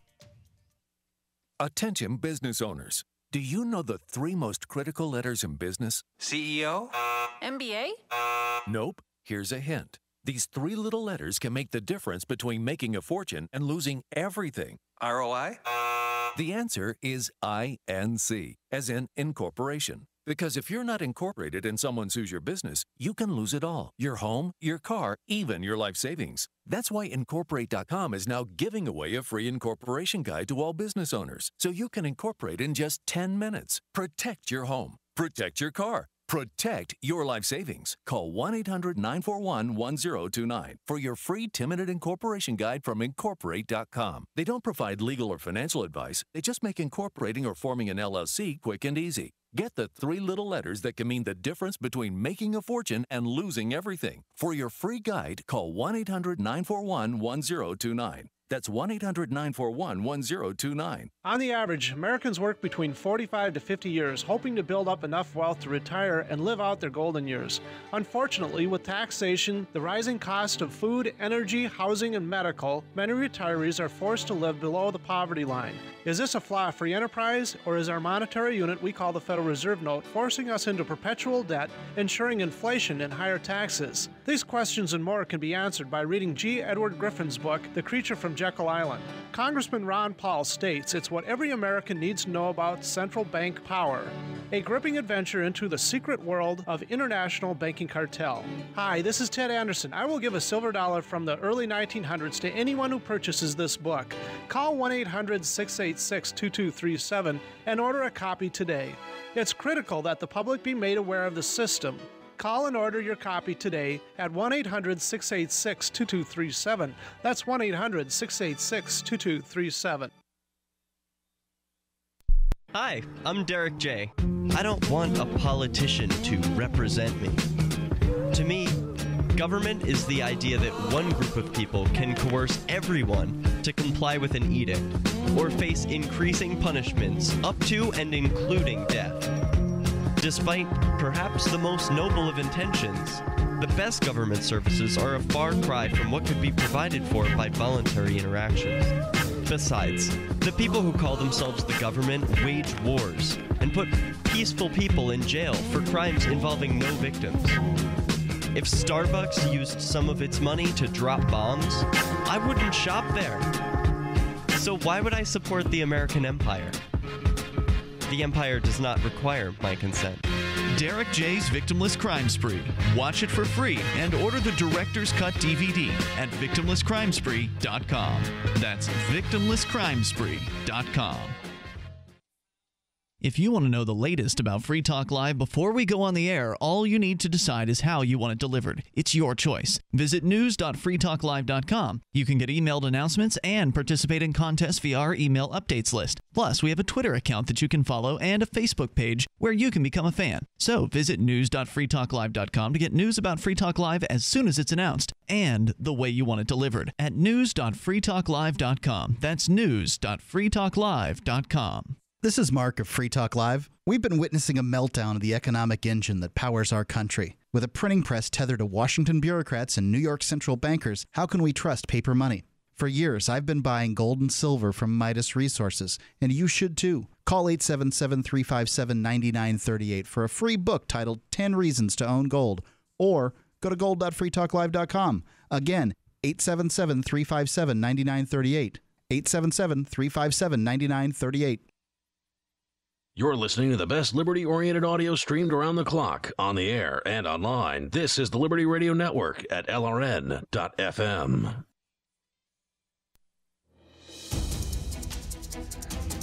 This is Free Talk Live. You may join us here toll-free at 855-450-FREE. That's 855-450-3733. We've got Skype. Skype in here at username LRN.FM. We got some breaking news coming up here. Actually, a couple different breaking stories. One is our friend James Cleveland, sometime guest co-host here on Free Talk Live. He has had his charges dropped out of Virginia. You may recall that James was arrested for, was it a felony? I forget. Maybe a misdemeanor. Anyway, he was arrested for drug possession as he was driving south down to Georgia through Virginia, driving a yellow box truck, and the cops wanted to search. He would not consent to the search, so they managed to get a drug dog to sniff around, I think, and ultimately got a warrant basically to search through his truck. They found prescription drugs, and they arrested him for it. They didn't even ask him about the prescription. They didn't ask if he had a prescription or anything like that. They just arrested him. And ultimately, he does have a prescription for those drugs.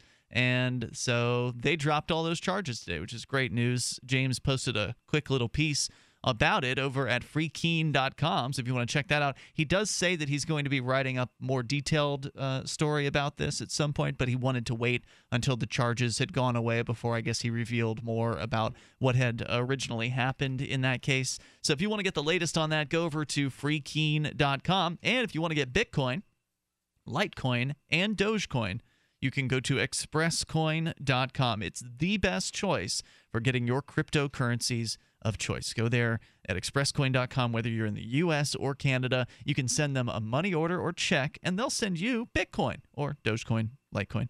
They're a licensed money services business, and they are fast, safe, easy, and inexpensive. You can do it from your smartphone over at expresscoin.com, or just use their website, expresscoin.com. Use coupon code FTL, and you'll get up to $40 worth of cryptocurrency with no fee at all. That's expresscoin.com. We were talking last week, and I actually didn't get to be here for the original conversation. I would have liked to have been, but it was my night off when Mark, you, and I think it was Cantwell, talked about the story out of Monadnock, here, the Monadnock area here in the Keene, New Hampshire region of New Hampshire.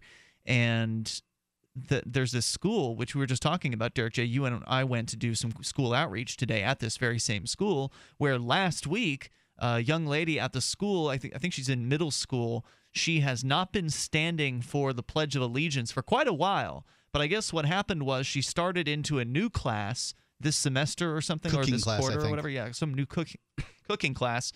And she did not stand, as she had not, she hadn't been doing that for a while in different classes. And this particular teacher took personal umbrage with her not standing and made some comment to the class about how she's disrespecting the troops, et cetera, and sent her out of the class. Like, if you're not going to participate in our nationalist flag worship, then you need to go away from class. Whoa, so she punished and embarrassed this young girl? That's correct. Just because of her personal preference and so-called allegiance to the country. Exactly. And it's her right, by the way, to not stand for the pledge. And the school district's rules acknowledge that there's supposed to be time set aside for students who wish to perform the pledge, but those who don't want to perform the pledge are not supposed to be coerced or forced or threatened. Yeah, you can't like be that. coerced into pledging any allegiance, whether to a flag or a person. Yeah, it reminds me, the Pledge of Allegiance is very similar to sort of the loyalty oaths that caused the columnists to have revolts against the king. In many cases, many of the people that love the pledge the most really don't understand the history of loyalty oaths and the way that they were used in Western Europe on people that wouldn't, free people. I mean, I get that you like your flag, and I get that you hold a high value for people that, that lost their lives for what they believe the reason was fighting for that flag. I understand that, and you think that, that people should respect that. However, loyalty oaths have a very bad history in here in the North American continent, and that's one of the reasons that the United States exists, because kings and governments were attempting to force loyalty oaths. Yeah, it sounds to me sort of like a light Spanish Inquisition. Just, hey, tell me you're a Christian. Tell me you're Catholic. Say these words. Mm-hmm. Yep. Or else. So this blew up last week here in the Keene area. There was a lot of sharing of the story of this young lady. Fatima is her name, as I understand it.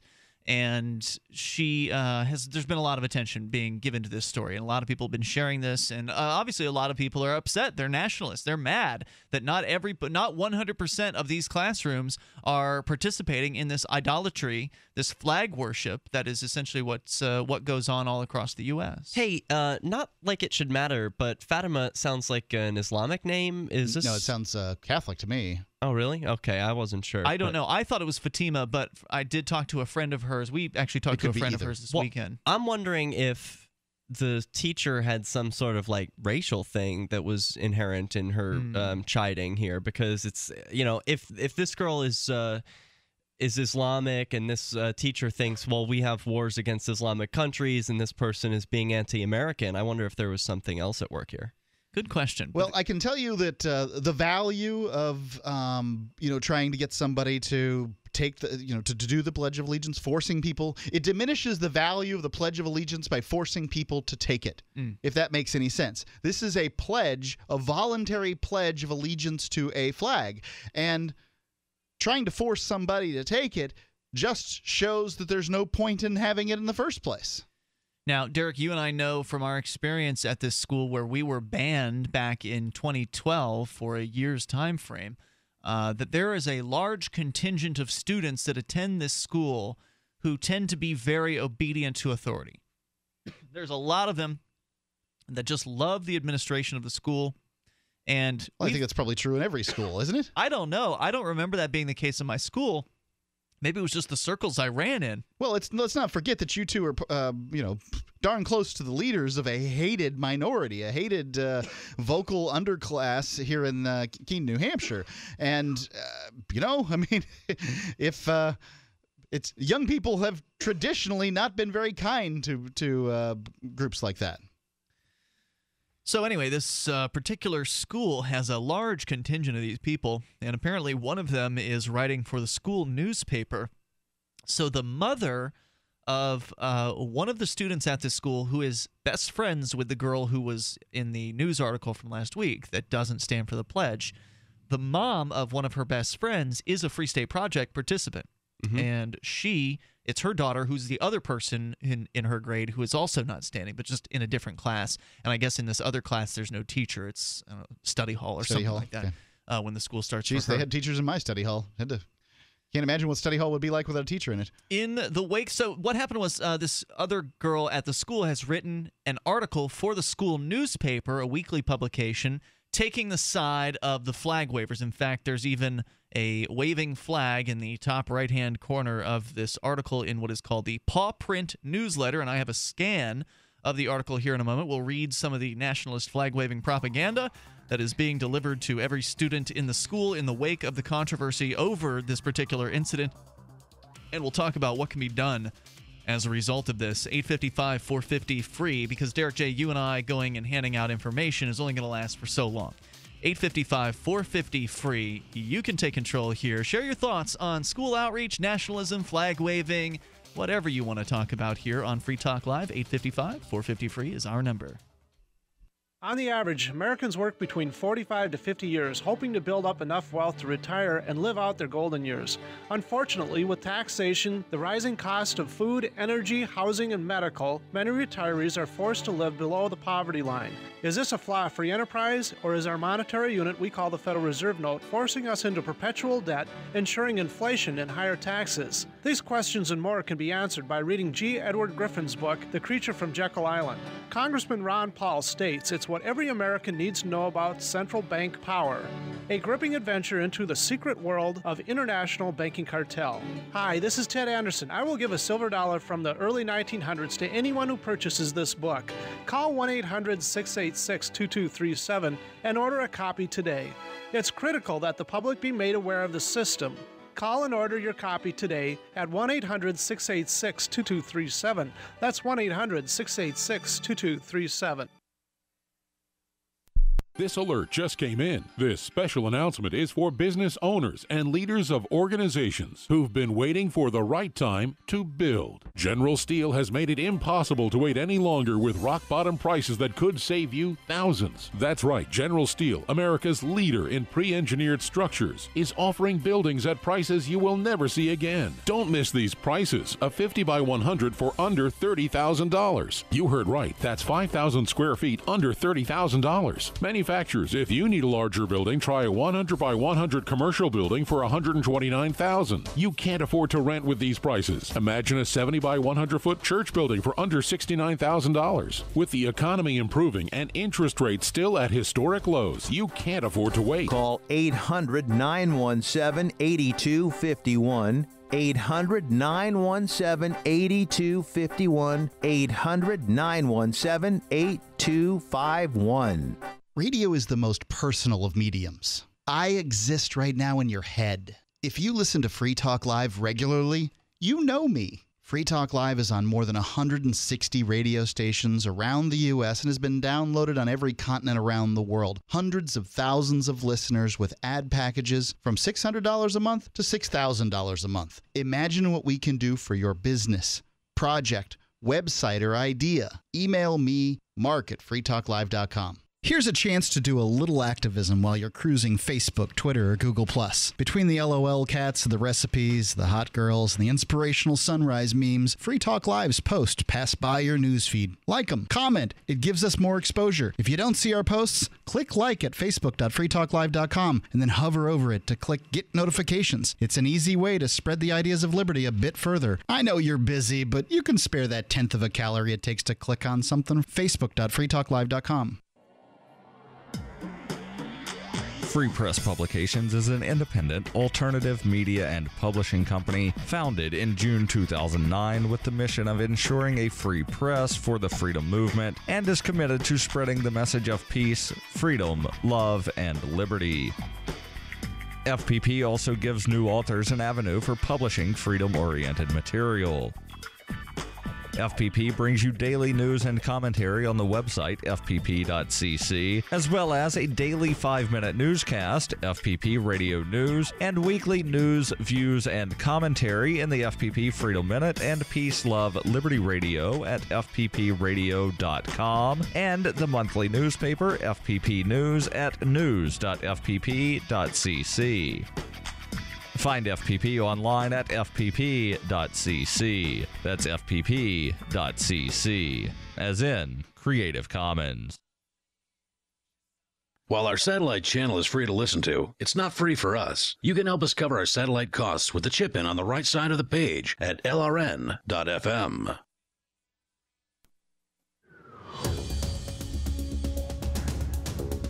We're back with more Free Talk Live. We've got time for you if you want to dial in here and join us. 855-450-FREE is the toll-free number. That's 855-450-3733.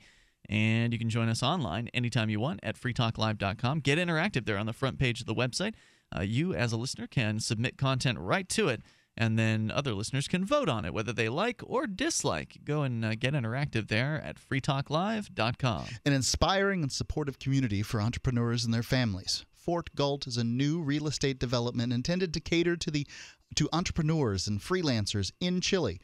Individualism doesn't have to be lonely. At Fort Galt, self-reliant men and women will live and work for their own rational self-interest with the ability to easily collaborate and socialize with one another in an environment that promotes their mutual well-being. It's not a retirement resort. It's not a vast region of sprawling estates. It's a fresh, vibrant center of art, innovation, education, and creative capitalism. What they're doing at Fort Galt is they're creating a condominium complex, but these condominium complexes are going to have very small bedrooms, and then everybody has sort of access to these common rooms. And I think it's an interesting idea, and they're designing it professionals, freelancers, small business owners, and their families. And it looks like it's going to be really fresh and exciting. They're going to have a little restaurant, coffee bar thing, business spaces, places for people to collaborate. Go find this website. I'll tell you about this website. Go to the website, find their videos, look at their mock-up drawings and stuff like that. It's fascinating. It doesn't require you to put a whole bunch of money in or anything like that. There are commitments, but you will put money in as you go, piecemeal as they progress. It's fortgalt.com. That's Galt as in John Galt. FortGalt.com. Fortgalt.com. All right, so we're talking about the students in Monadnock Regional High School, in middle school here in the Keene area in New Hampshire, that made quite a stir of controversy last week after the local newspaper had a story that I would say went viral, at least for this region. I don't know how far outside of it went, because I had no idea students could avoid standing for the pledge. Really? Yeah. I mean, when I was in high school, you stood for the pledge whether you said it or not. Well, you should have tried not standing and see what happens. I did. I went to the dean's office, as I recall. So you didn't have to stand. You just went to the dean's office. They made a spectacle of you. Yeah, they made a spectacle of me, sure. They embarrassed you. Just what they did with this girl. She's 14. She's at the Monadnock Regional Middle and High School. I think she's an 8th grader, and she refused to stand. One teacher got upset about it. Now, she's been refusing to stand for the whole school year. It's just she just started a new class with a new teacher. This teacher got her, has a stick up her butt. She's a nationalist. She loves the military and the government and the flag, and she kicked this young lady out of class, and this made it into the newspaper, and it's continued to be a hot topic. And now the school newspaper, so I was talking about the main newspaper in the region, now the school newspaper at Monadnock Regional School has weighed in on the subject in the form of one of their student editors, and I've actually got a scan of that here, which we're going to post online here in a moment when I get a chance on freekeene.com, so you'll be able to read it for yourself. It's by Kelly Doc Gordon. And she writes, in the wake of a recent article, Monadnock is under scrutiny once again. The Sentinel, it seems, feeds on opportunities to slam Monadnock, and this is no exception. Everybody. This poor newspaper. Everybody is a victim, aren't they? I mean, everybody is a persecuted class. Here you are. You're the government school where everybody's forced to fund you. And, you're the monopoly, and you're a persecuted class. It's a shame. Well, this particular paper that she's referring to, the local newspaper, is called the Keene Sentinel, and it has a habit of being called the Slantinel among locals here. Because nobody agrees with the newspaper 100% of the time. Right, and I feel the same way. There are some articles that I feel are lacking in the local newspaper, and I've certainly given it its share of critique. But it seems like they can really make no one happy. You can't. In the news business, you cannot make everyone happy. So anyway, going back to mid-March, a student found herself being punished and humiliated, that's a quote, punished and humiliated from the article in the Sentinel, for not standing for the pledge. While humiliation is the opinion of the person, I think she means the person who wrote the article, punishment is pretty well defined. When a teacher asks that a student step outside to support his or her beliefs so the said teacher can support his or hers in the classroom, it is a class rule, which teachers are allowed to make themselves. Something was wrong with that sentence. I don't know if it's a run-on sentence. It's written by a high school student. Yeah. Just let's ease up on the grammar policing here. But what she's saying is the teachers get to make up any rules they want, and if the students don't obey, then they're bad. Yes, exactly. You're supposed to obey the the teachers in the class. And I think that's kids? fine if that's the way the schools run. But let's not forget that this student's parents are forced to pay for this school. So is everybody else. And I'm sorry, Mark, I don't feel like I should apologize for picking on the bad sentence structure or grammar problems in a school newspaper. I mean, this isn't your average high school student. This is one of the presumably the editors or authors for this newspaper. They should have an editor checking over their grammar and checking over their sentence structure, and it shouldn't make it to print if it's not acceptable for an audience to read. You just sound petty. I'm not clear on something. Was this teacher punished? It sounds like she violated some kind of rule of the school. I believe she's not. I thought she had been counseled in some way. Maybe, but she has not given an apology, and that is what the mother and the daughter in this case have requested. At the very least, the mother has requested the teacher apologize. She's even considering filing a lawsuit against the school district to force the teacher to apologize, not to get a payout of cash, but to just simply get an apology, which neither the administrators of the school, the teacher, or the school board is willing to issue. Yeah, they don't do that because they're afraid of the litigiousness. They've been they admitted, though, that the student has the right not to say the pledge. So they certainly admitted as much as they were wrong in doing what they've done, but they haven't said they're sorry for doing what they had done. Let's go to your calls and thoughts. We've got Glenn in Philly. You're on Free Talk Live. Hey, Glenn. Good evening, gentlemen. Hey. Yeah, hi. Yeah, I find this is very interesting, the idea of coercively compelling someone to pledge allegiance to something of which they have very little understanding. And I can remember being in junior high school, when I realized that this, was coercive and problematic. And like today, you even have, when you think about it, I hear speakers, libertarian-oriented speakers or speakers complain about things such as the Delphi technique of, or the Tavistock consensus facilitation strategies. And that's I don't know what any of that is. Yeah, you're going to have to tell me what that stuff is. Well, here, I'm going to make a long story short. You have a leader, a presenter present to a group.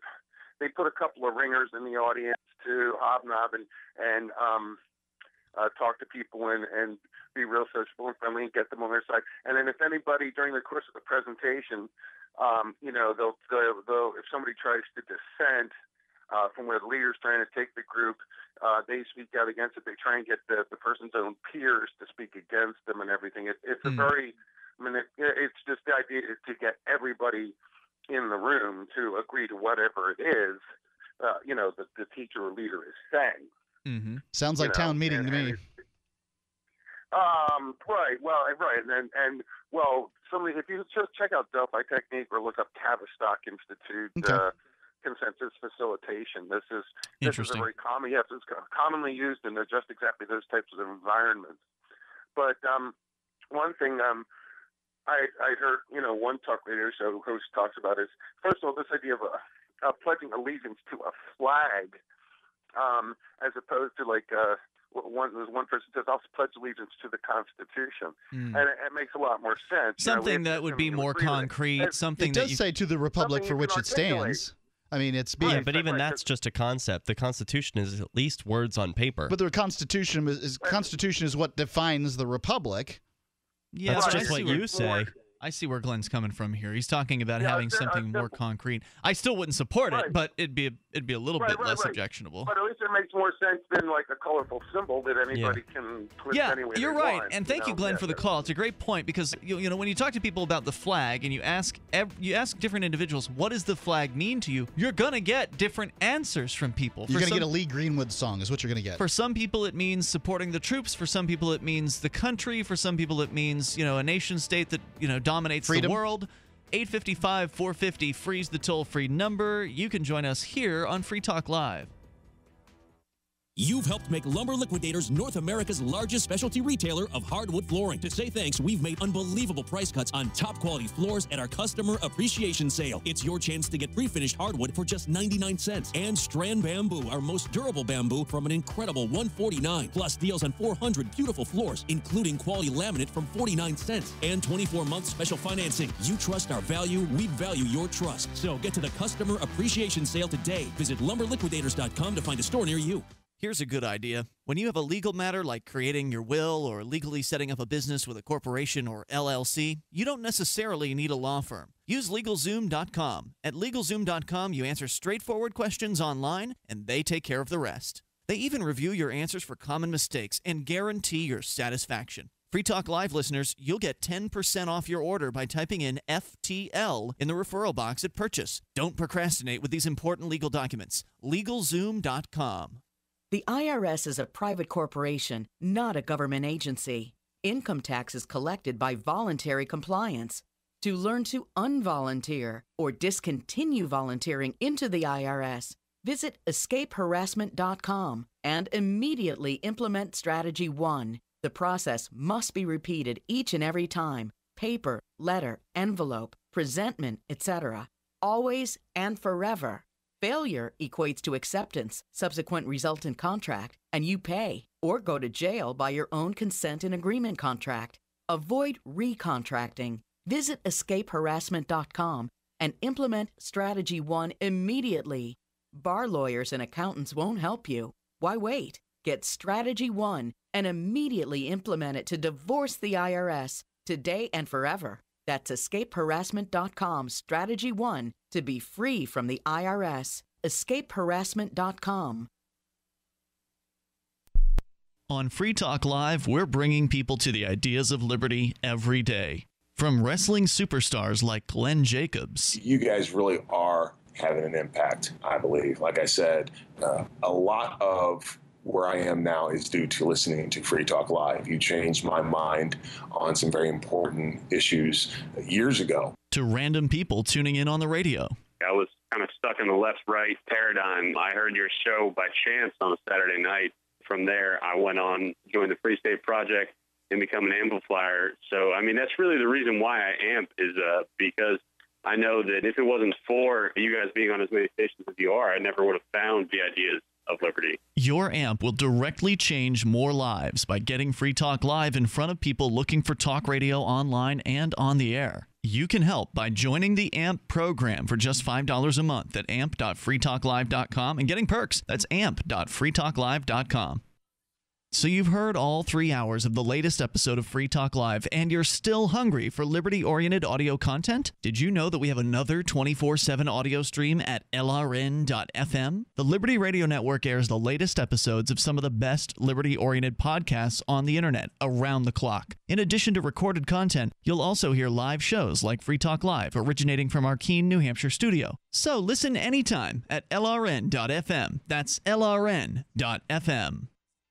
When I found the Free State Project, I knew it was the key to achieving liberty in my lifetime. It's awesome to be surrounded by like-minded, freedom-loving activists who've moved here to New Hampshire. From politics to civil disobedience, we have it all. Where I came from, it felt that no matter what I did, liberty was dying. Perhaps you feel the same way? Call 888-377-2515 now to learn more about the Free State Project. That's 888-377-2515 or visit freestateproject.org. Do you love Twitter? Make sure you favorite the LRN.FM Twitter account so you can receive our tweets at twitter.lrn.fm. That's twitter.lrn.fm.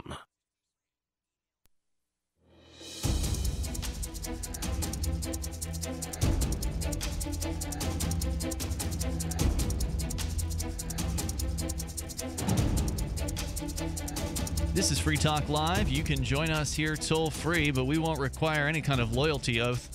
All you have to do is call us. Toll-free number 855-450-FREE. In fact, we prefer people who disagree. It's more interesting to talk to people who have a varying viewpoint from the one or those that might be found on the show, because sometimes we have different viewpoints on the show. I prefer the ones that I can learn something from. I'll take what I can get as far as people who disagree. But I really like it when somebody can bring something to the table and explain it in a way that shows me something newly.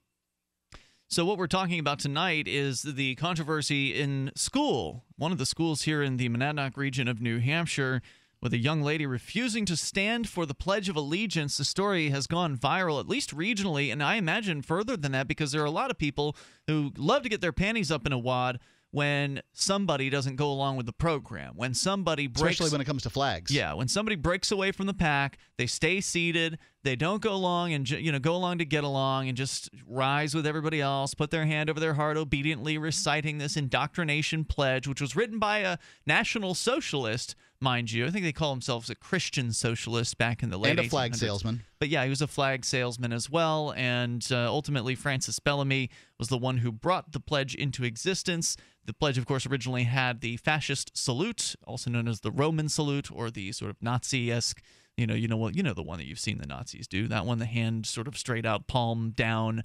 Well, this one was to the palm to the side. Oh, it was palm to the side? Yeah. Oh, I didn't realize that. So it didn't start. How could you have your palm to the side when it's on your heart? Wouldn't you don't start from the heart? So the pictures I've seen are with an arm outraised with their hand to the side rather than palm down, palm to the side. I see. Okay, so the kids would be standing that way, but I'm just wondering, would they start that salute with their hand close to their heart and then move outward like you see the Nazis do? I have no idea what the genuflection that is in there, or the the aerobics that they made the kids go through back that far. They stopped it well prior to the to World War II. Obviously, I don't know the entire reason why they stopped doing it, but the old pictures show it. So what we're sharing with you tonight is the controversy is continuing here now with the school newspaper. One of their authors is weighing in here to the controversy. I don't know if this was the front page on their newspaper. It's hard to really say. I've got a scan of this page provided by one of the parents at the school. And so I'm going to continue here. She says, when a teacher asks a student step outside to support his or her beliefs so the said teacher can support his or hers in the classroom, it is a class rule which teachers are allowed to make themselves. This student was simply told to respectfully step out during the pledge. A resulting compromise was made. Take 30 seconds to step outside so as not to offend those who have fought for our country and the ones who love them. So this is protection for the poor, fragile little souls who might be offended by somebody not respecting the government's military. Well, fine. Like I say, this really all comes down to, ownership of the school and who controls it. And the problem is here that everybody's forced to pay for it. Look, I may be upset that there's a loyalty oath being given in the government school, and I am. One of the reasons my child doesn't go to government school, one of the myriad of reasons, it's not one of the big ones, because frankly, I would talk to him about it, and if I thought that there were actually good schools, these government schools, if I thought they were good schools, then that's where, and would be right for my child, that's where I'd send my son. But the fact is that these loyalty oaths that the colonists thought were so upsetting that the kings attempted to, and governments attempted to put down upon them. Well, I mean, let's get a little grasp on American history here. So back to the story here. She says that freedom of speech is all well and good, but disrespecting the wishes of others is impolite. Yeah, well, freedom of speech is impolite. You see, you don't need freedom of speech to be polite. You don't need freedom of speech to be polite. Popular speech needs no protection. Which, by the way, from what I understand, this school newspaper, right? I suggested to the mom in this case, hey, why don't you have your son, who was apparently upset about this? He's one of the at least 3 students who does not stand. He's in 7th grade. The son of this lady who sent me this article. I said, have you considered maybe having him write a response? Yeah, there should be a guest column here. He's upset about this. Well, apparently she already said that. She suggested that to him already. And he said that apparently this newspaper you can only write for if you are in high school. So they are going to refuse his response if he writes one simply because he's not old enough to get his response into the school newspaper. Maybe he should ghostwrite one. Well, there's that, or the alternative, which I love this idea, is for him to just print his own. Just print your own school newspaper up. Sure. And I remember I had a couple of friends doing this when I was in high school. There was an underground newsletter that was distributed amongst the students. Ooh, could you imagine? Yeah. Those administrators would be pretty upset. Hey, where'd you get that? That's not the school newspaper. You can't have that. Right. So, I mean, the school newspaper is not going to allow a response. to this. And so the only way around that is to do it yourself, to go and put together your own paper, even if it's just a one-off, just a one-issue thing for the end of the year, because the school year is almost over. We're probably no more than 3 or 4 weeks away from the end of the school year here in New Hampshire. So I told the young man, actually, I sent him a message today, and I said, look, Derrick and I are probably going to come out on at least a weekly basis until the end of school and keep doing some outreach. I mean, I don't want to volunteer you for that, Derrick, but I figured Sounds like fun. I figured once wasn't going to be enough. And I said, look, we could help you with this. If you wanted to do this, write up your own article in response to this and print it up. You and I could go out there and easily help hand this out. Yeah. Well, so the first thing to do is to attempt to get it in the school newspaper, and then you can put across the top. The school year will be over by that point. So that there's not going to be another issue of the owl pellet or whatever they're calling it. You know what they're going to do? They're going to drag it out. Oh, that's what you should do. But that's what you should do. Enter it in. Then we don't get an immediate response.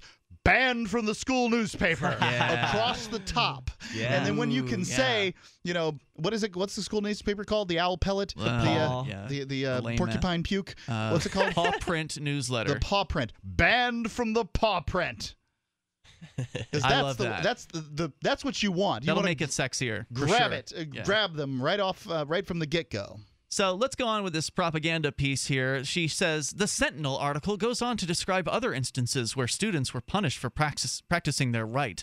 One example detailed a student being denied medical attention by a nurse, and another student was forced by the teacher to say the pledge. Now, these are stories from other schools in other areas of the country.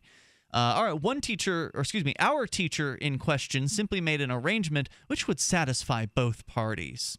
The arrangement being the girl has to leave the class. Apparently, it didn't satisfy both parties. Yeah. In an article titled The Origin and Meaning of the Pledge of Allegiance by Ken Lin, Lin describes how the pledge was first created in 1892 to commemorate the 400th anniversary of the discovery of America by Christopher Columbus.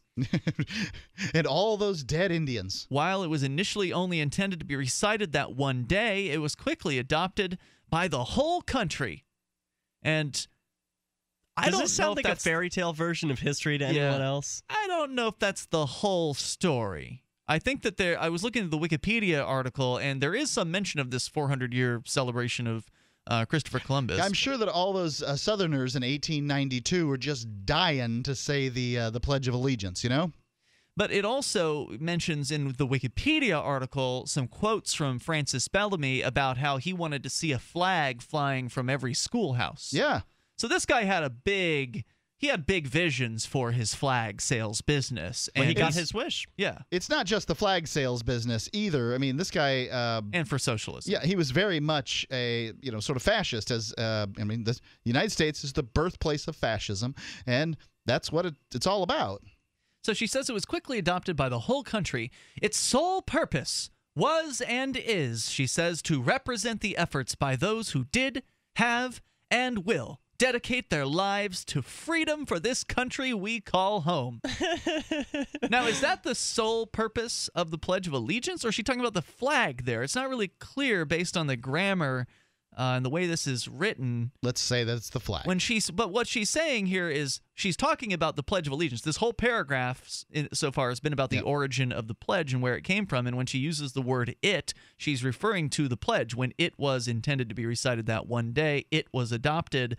And then she goes on to say that its sole purpose was to, represent the soldiers, basically, which that doesn't make sense. Well, that wasn't the purpose of the pledge. She changed her indirect object. The flag, though, that is what its purpose is. I mean, flags have traditionally throughout history been military war banners. It's only very recently that individuals have been all that wrapped up in them. All right, let's come back with more here. There's a little bit more to her story. The government propaganda piece, as written by a student at Monadnock Regional High School, which is where one of the current flag-sitting controversies is going on. Someone sitting down during the Pledge of Allegiance. It's stirring it up here. 855-450 free. You can share your thoughts on Free Talk Live.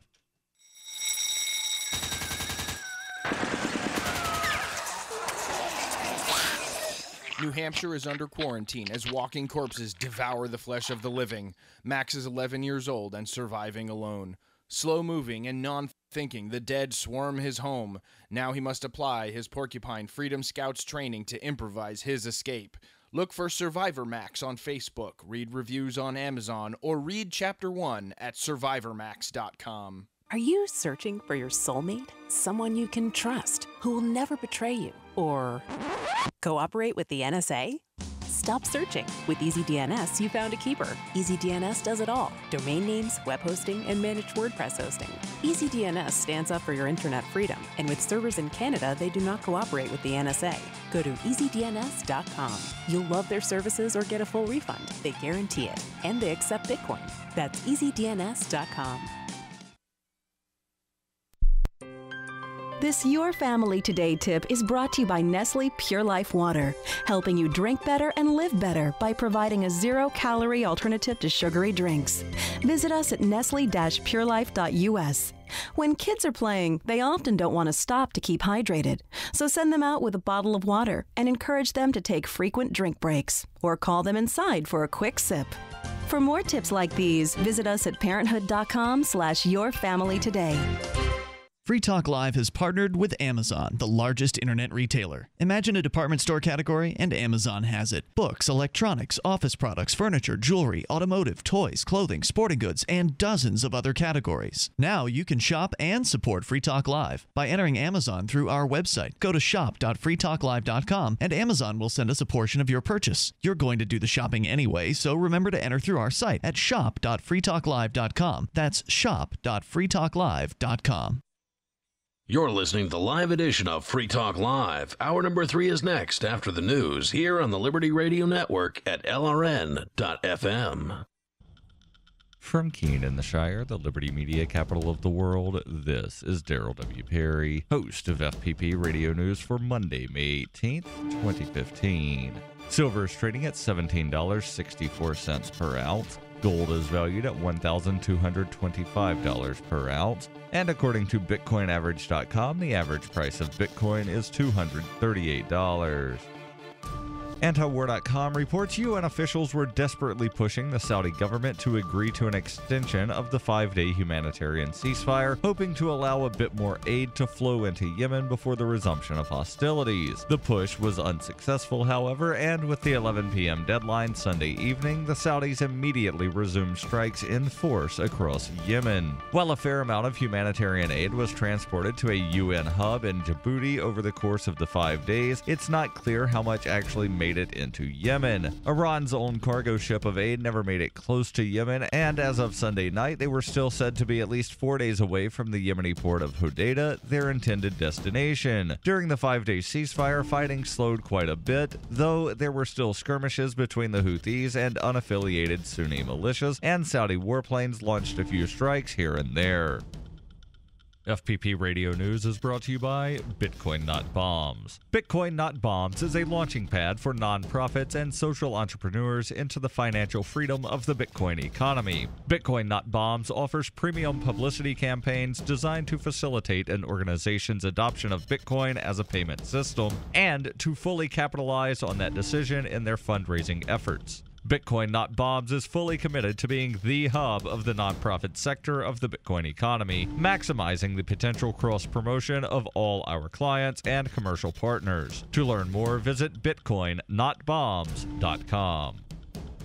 UPI reports at least 9 people were shot to death after rival biker gang members opened fire at a restaurant in Central Texas on Sunday. According to police, 3 rival biker gangs began fighting at a restaurant in Waco while multiple police officers were outside in the parking lot arranging protection for citizens. The fight started in the restaurant and then spilled outside. The officers were reportedly in the area because they had anticipated possible trouble at the restaurant, which has been the scene of ongoing tensions between bikers in recent weeks. Waco Police Sergeant W. Patrick Swanton said, "We had officers on the scene. We expected issues." Investigators said the brawl began with punches and kicks, but escalated quickly to include the use of chains, clubs, knives, and finally firearms. Several people were shot, according to police, and at least 9 dead. 8 of the victims died at the scene. 1 died at the hospital later. Several others were wounded in the fight. The police posted on their Facebook page that the Central Texas marketplace was closed following the shooting. District Attorney Abel Lorena reportedly told police 2 weeks ago that trouble had been brewing among the biker gangs for some time. time. The officers at the scene engaged the gunmen in the fight, firing their weapons as well. However, Waco police said that no officers were wounded in the gun battle. Police later responded to a crime scene at the Waco Convention Center and a gathering of bikers at a local truck stop. However, it was not immediately known whether either of those incidents were related to the restaurant shooting. For over 35 years, Roberts & Roberts has been a trusted source for buying and selling your investment-grade precious metals. They also take Bitcoin for precious metal purchases and permanently removed the minimum purchase order for all orders paid in the digital currency. Call Roberts & Roberts today for knowledgeable advice on investing and a forward-thinking approach to new technologies. 850-478-5270 or online at rrbi.co. Reuters reports federal investigators have found no record that the engineer of the Amtrak commuter train that crashed in Philadelphia last week reported an object hit its locomotive in the minutes before it derailed, according to officials on Sunday. The passenger rail service said on Sunday it would restore full service between Philadelphia and New York at 5:30 a.m. on Monday, following last Tuesday's derailment that killed 8 people and injured more than 200. In an interview on ABC television's This Week, National Transportation Safety Board member Robert Sumwalt said, "We listened to the dispatch tape and we heard no communication at all from the Amtrak engineer to the dispatch center to say something had struck his train." The comment by Sumwalt comes as investigators are looking to explain what caused a circular pattern of damage found on the locomotive's windshield after the accident. The NTSB has asked the FBI to help it examine the damage to the windshield, which is about the size of a grapefruit. This has been FPP Radio News, online at fppradio.com. After this morning's police raid on Cosmopolitan magazine's male pleasure laboratory revealed that test subjects were forced to endure horrific abuses and inhumane living conditions, Onion reporters spoke to 23-year-old Daniel Chertok, one of the numerous men exploited for the monthly magazine's studies on erotic stimulation. It was awful. They drove us wild for days on end. Once they made me lather myself with gallons of sexy bath oils and then read thousands of racy text messages until my eyesight began to blur. Then for the next 12 hours, they blasted sultry songs into my ears and made me simulate 50 crazy hot sex moves. They said I couldn't rest until they found the bliss button on my Randy regions. According to Chertok, test subjects were often subjected to hours of grueling experimentation at the hands of female scientists. Chertok added that many of his fellow subjects were not lucky enough to survive the excruciating treatment. This is the Onion News Network.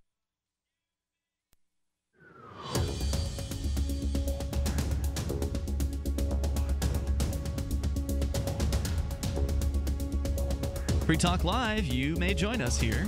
Toll free at 855-450-FREE. That's 855-450-3733. The flag controversy, the Pledge of Allegiance controversy continues to boil over, to bubble up here in the Keene, New Hampshire area, where a story went viral last week of a young lady in a local middle/high school. It's a combo school, who has refused to stand for the Pledge of Allegiance. She was kicked out of class.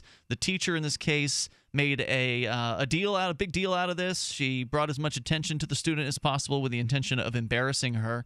The school district thus far hasn't really had anything to say about it. The local newspaper that wrote the story attempted to interview the superintendent for the school district, and all he said was that school officials have dealt with the situation and will not be discussing it publicly any further. The teacher in question will not comment. The principal in question will not comment. And so all they've got is that statement from the superintendent that we've dealt with it. We're not discussing it further. But yet the local school newspaper has weighed in now with a flag-waving nationalistic hit piece, basically, coming out in defense of the people saying the pledge.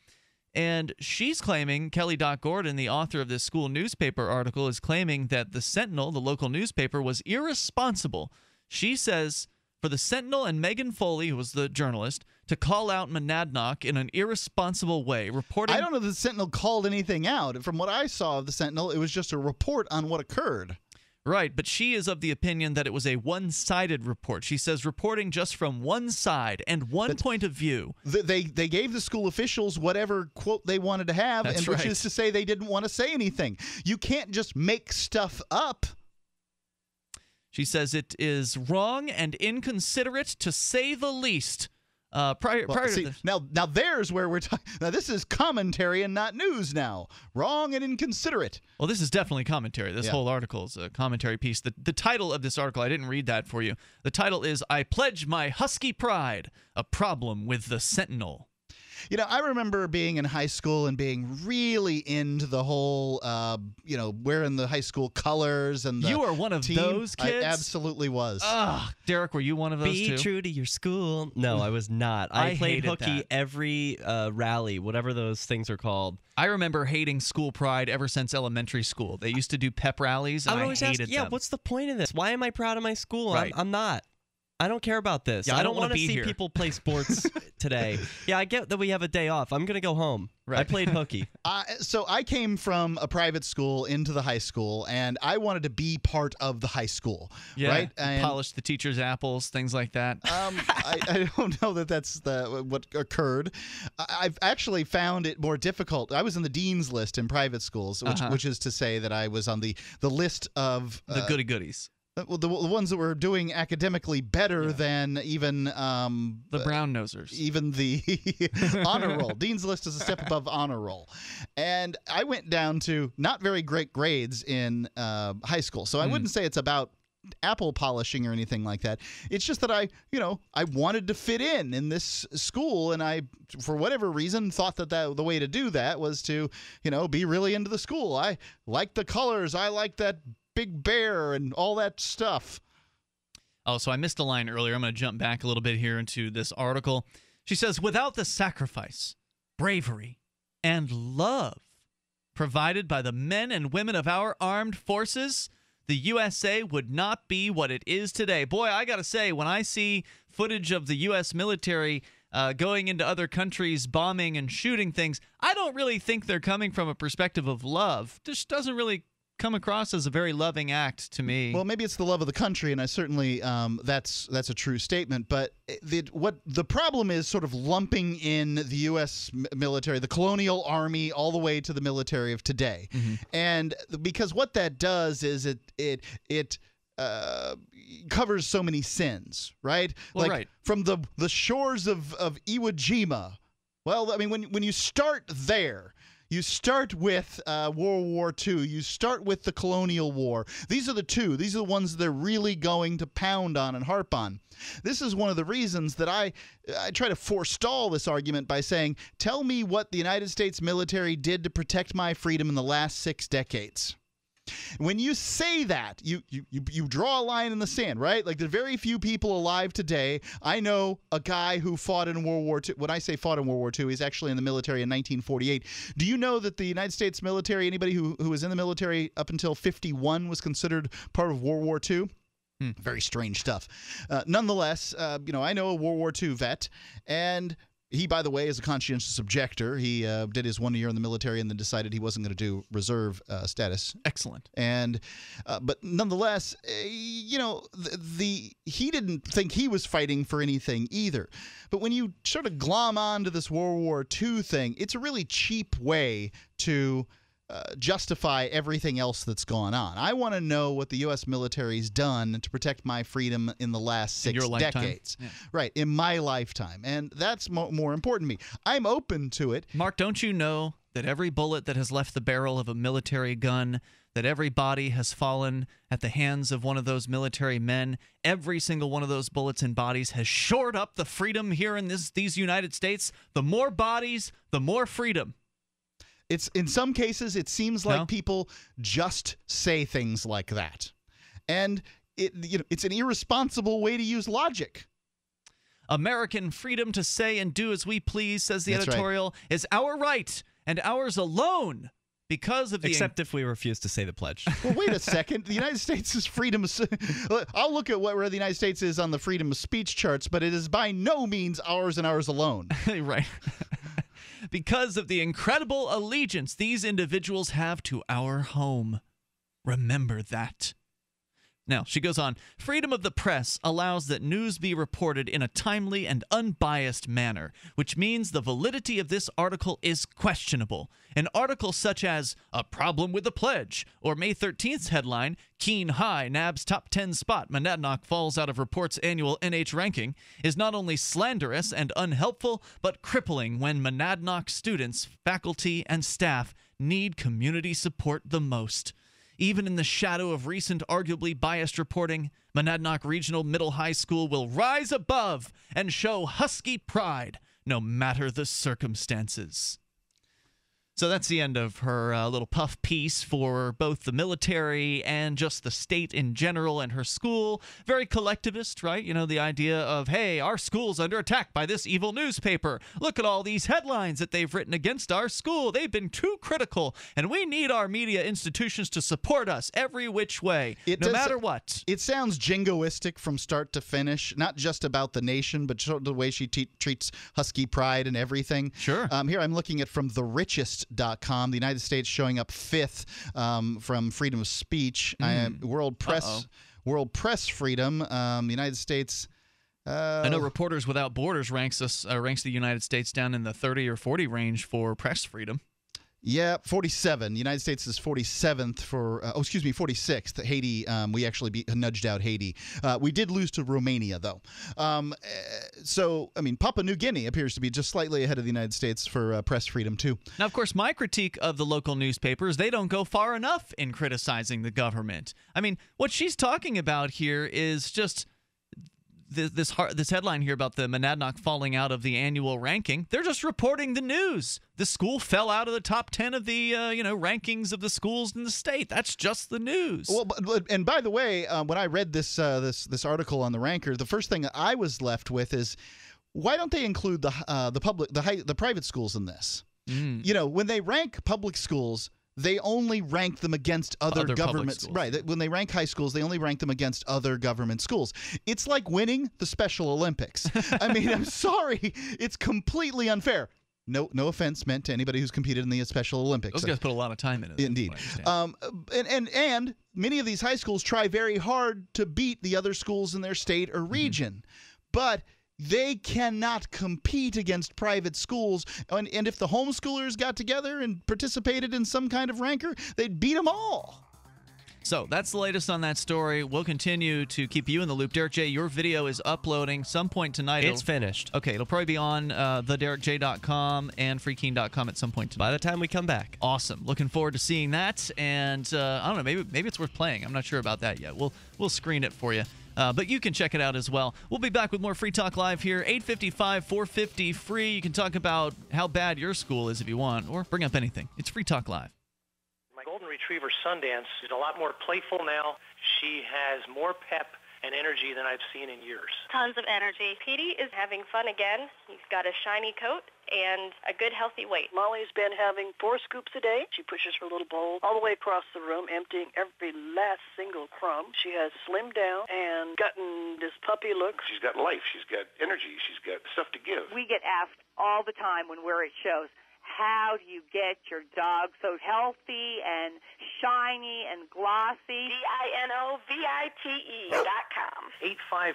859-428-1000. The omega-3 fatty acids. Flaxseed, zinc, alfalfa. The digestive enzymes that are cooked out of regular dog food. Family will be on Dinovite for the rest of his life. Just feed your dog right. Use Dinovite. If it's working, don't quit.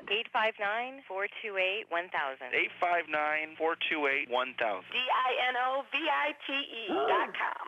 Again, the Congressional Budget Office sounds the alarm. This time warns of Greek-style U.S. debt crises. You heard me right. The GAO is drawing a parallel between the U.S. economy, its debt, and the current Greek economic meltdown. With the debt-to-GDP chart climbing into unfamiliar territory, the growing budget deficit will rise to unsupportable levels. Hi, this is Ted Anderson. The Federal Debt and Risk of Financial Crises document the CBO has published is a must-read for every American, covering the risk of continued deficit spending coupled with an aging population and the rising interest rates spell economic disaster. It's imperative that you get a copy of this document and study it for yourself. Call me today at 800-686-2237 and I'll send you a free copy. Again, call 800-686-2237 and ask for your copy of the CBO document. Once again, you need to read this government report. Call 800-686-2237. Are you looking for an excuse to come check out New Hampshire this fall? You're invited to Keenevention. Keenevention is your chance to meet dozens of key liberty activists from across the Shire. You can explore the beautiful little city of Keene, discuss various forms of activism with seasoned veterans, do some Robin Hooding, and learn about making the move. Keenevention received rave reviews last year. If you missed it, visit keenevention.info for full video coverage of every speaker and panel. This year's keynote speeches and panels will be announced via the Keenevention blog and Facebook, so stay tuned there for the latest. Join old and new friends and neighbors in Keene for Keenevention this October 30th through November 1st. Tickets are available now at a special early bird price of just $50 via credit card or Bitcoin. That $50 price only lasts through the end of June, so don't delay. Reserve your tickets now at keenevention.info. Visit keenevention.info for more and look for our page and event on Facebook. That's keenevention.info. The three most important things you can do for Free Talk Live are: 1, share one episode a week on Facebook or in some other social networking site. 2, buy the things you buy online through shop.freetalklive.com. 3, give $5 a month to the AMP program. It's my firm belief that Free Talk Live's AMP program is the best use of your charitable dollar among liberty-oriented organizations. Support all the organizations you love, but make sure you give $5 a month to AMP at amp.freetalklive.com. Are you a political activist who does things that the government might not like? Then this free ebook may save your life. Rats is your guide to protecting yourself against snitches, informers, informants, agents provocateur, narcs, finks, and similar vermin. Rats was written by OG libertarian Claire Wolfe. Rats is a short book, easy to read, and available free in many formats. Download Rats free at rats-nosnitch.com. That's rats-nosnitch.com. Listen to LRN.FM on any phone, anytime. 213-493-0309. That's 213-493-0309.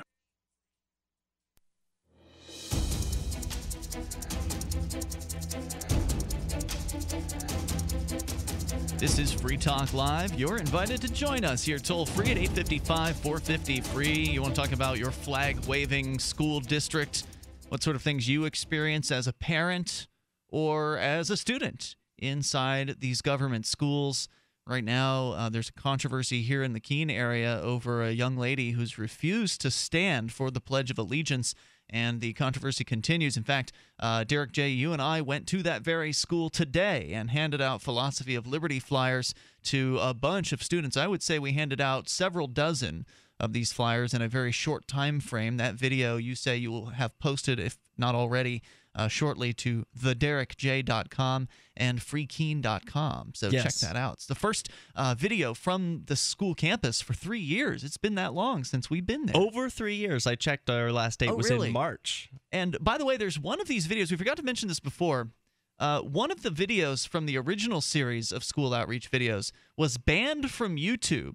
And the only way to see that video that I know of, unless somebody else re-uploaded it somewhere, I don't think we ever did, because I think it got pulled and it just never got put back. Right. But the only way you can see that video now is to get the Derrick J's Victimless Crime Spree Director's Cut DVD. It is in the bonus content of that DVD. You pop that DVD into There's 7 hours of bonus content on that more than DVD. 7 hours. You pop that DVD into any computer, and you'll have the full shebang of all of the MP4 video files that we used basically to make the movie with. So all of the original content, the stuff that hit the cutting room floor, and in this case, banned from YouTube, it's all there in the bonus section of the DVD, which you can access from your computer. You can't do it through your DVD player. You have to actually use it in a computer to get access to that. It was the only way we could fit it all on there. If you put it on as like DVD video format, Right. it's too big. It won't fit. But if you just put the actual MP4 files on, we can actually put them in decent resolution and store them properly there. So if you want to see the uncensored footage from this very school, the Derrick J's Victimless Crime Spree DVD is available for less than $10 over at both Amazon and Walmart. online. So go and get your copy. You can go to victimlesscrimespree.com. I'm going to Freedom Fest, and you can join me there. It's going to be a lot of fun. It's at Planet Hollywood in Las Vegas, July 8th through the 11th. This year's theme is Discover the New American Dream. The big deal this year, and I think this makes it the biggest deal of Freedom Fest. Now, the thing you need to know about Freedom Fest, this is the largest gathering of free minds in the world. This is it, the big time. This is the big league as far as libertarian events go. And this year, it's going to be bigger than ever because they're having a debate. They're calling it the debate of the century between Paul Krugman and Steve Moore. Steve Moore is the columnist for the Wall Street Journal, and he's a chief economist for the Heritage Foundation. Paul Krugman, Nobel Prize-winning economist, and New York Times columnist, and they're going to debate austerity versus stimulus, red state versus blue state, flat tax versus progressive tax.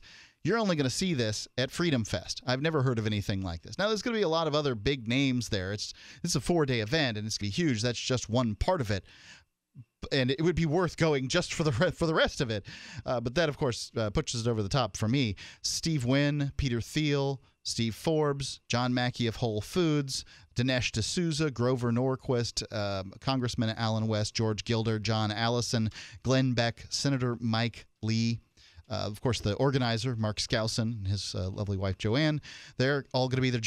Congressman Justin Amash, Star Parker. It's a big event, and you're going to want to be there. Come out and hang out with me and the rest of these folks.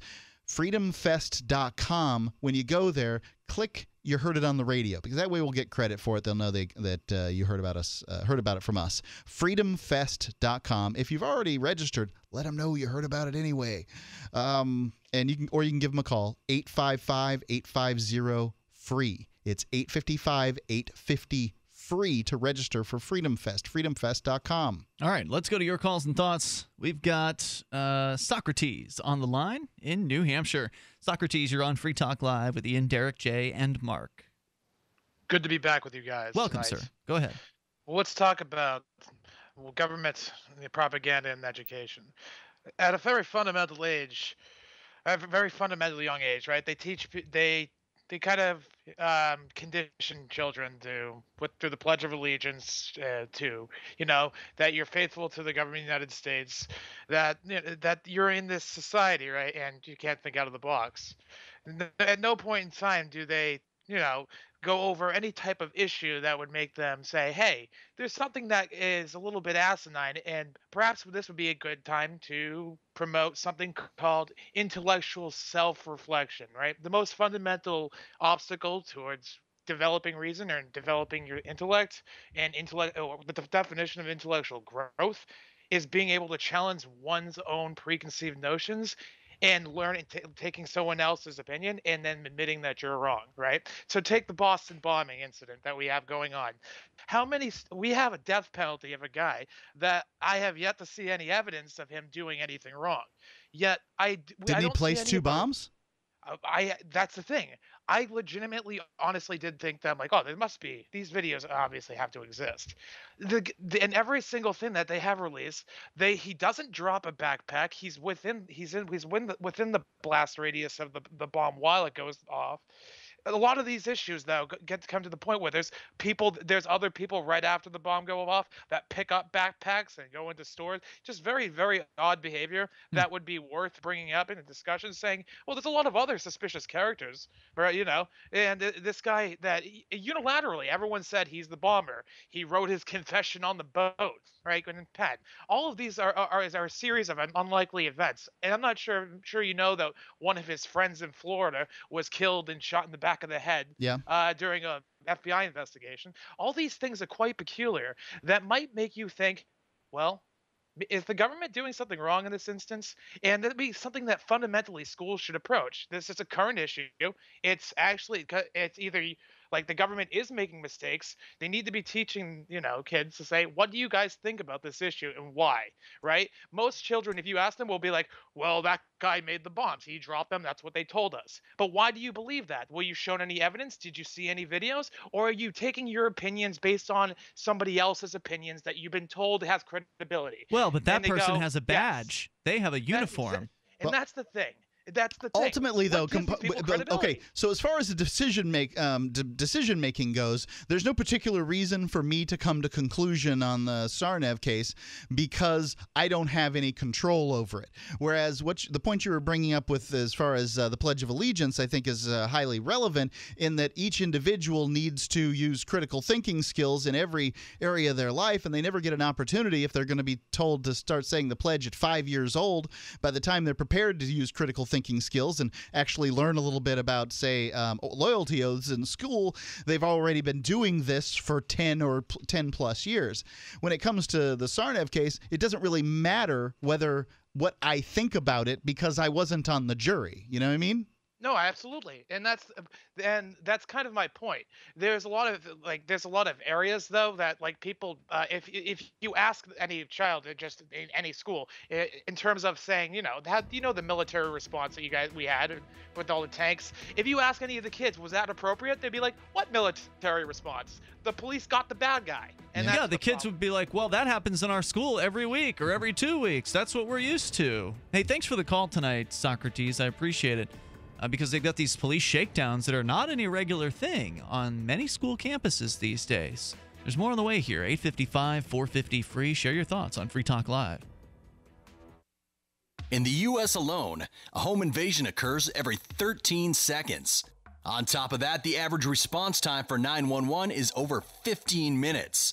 That just won't cut it. Don't allow yourself or the important people in your life to be victims. When seconds matter, don't be caught stumbling for your firearm. Get the protection you deserve. Get yourself a hidden holster from hiddenholster.com. It's the original hidden holster. The hidden holster is quick, easy, and convenient. It's versatile enough for the home, workplace, or virtually anywhere else you might need it. Have peace of mind with your firearm close by at all times. Go to hiddenholster.com. That's hiddenholster.com. If you own a firearm, you need a hidden holster. Your protection matters, and self-defense is the best defense. Go to hiddenholster.com. That's hiddenholster.com. The original hidden holster.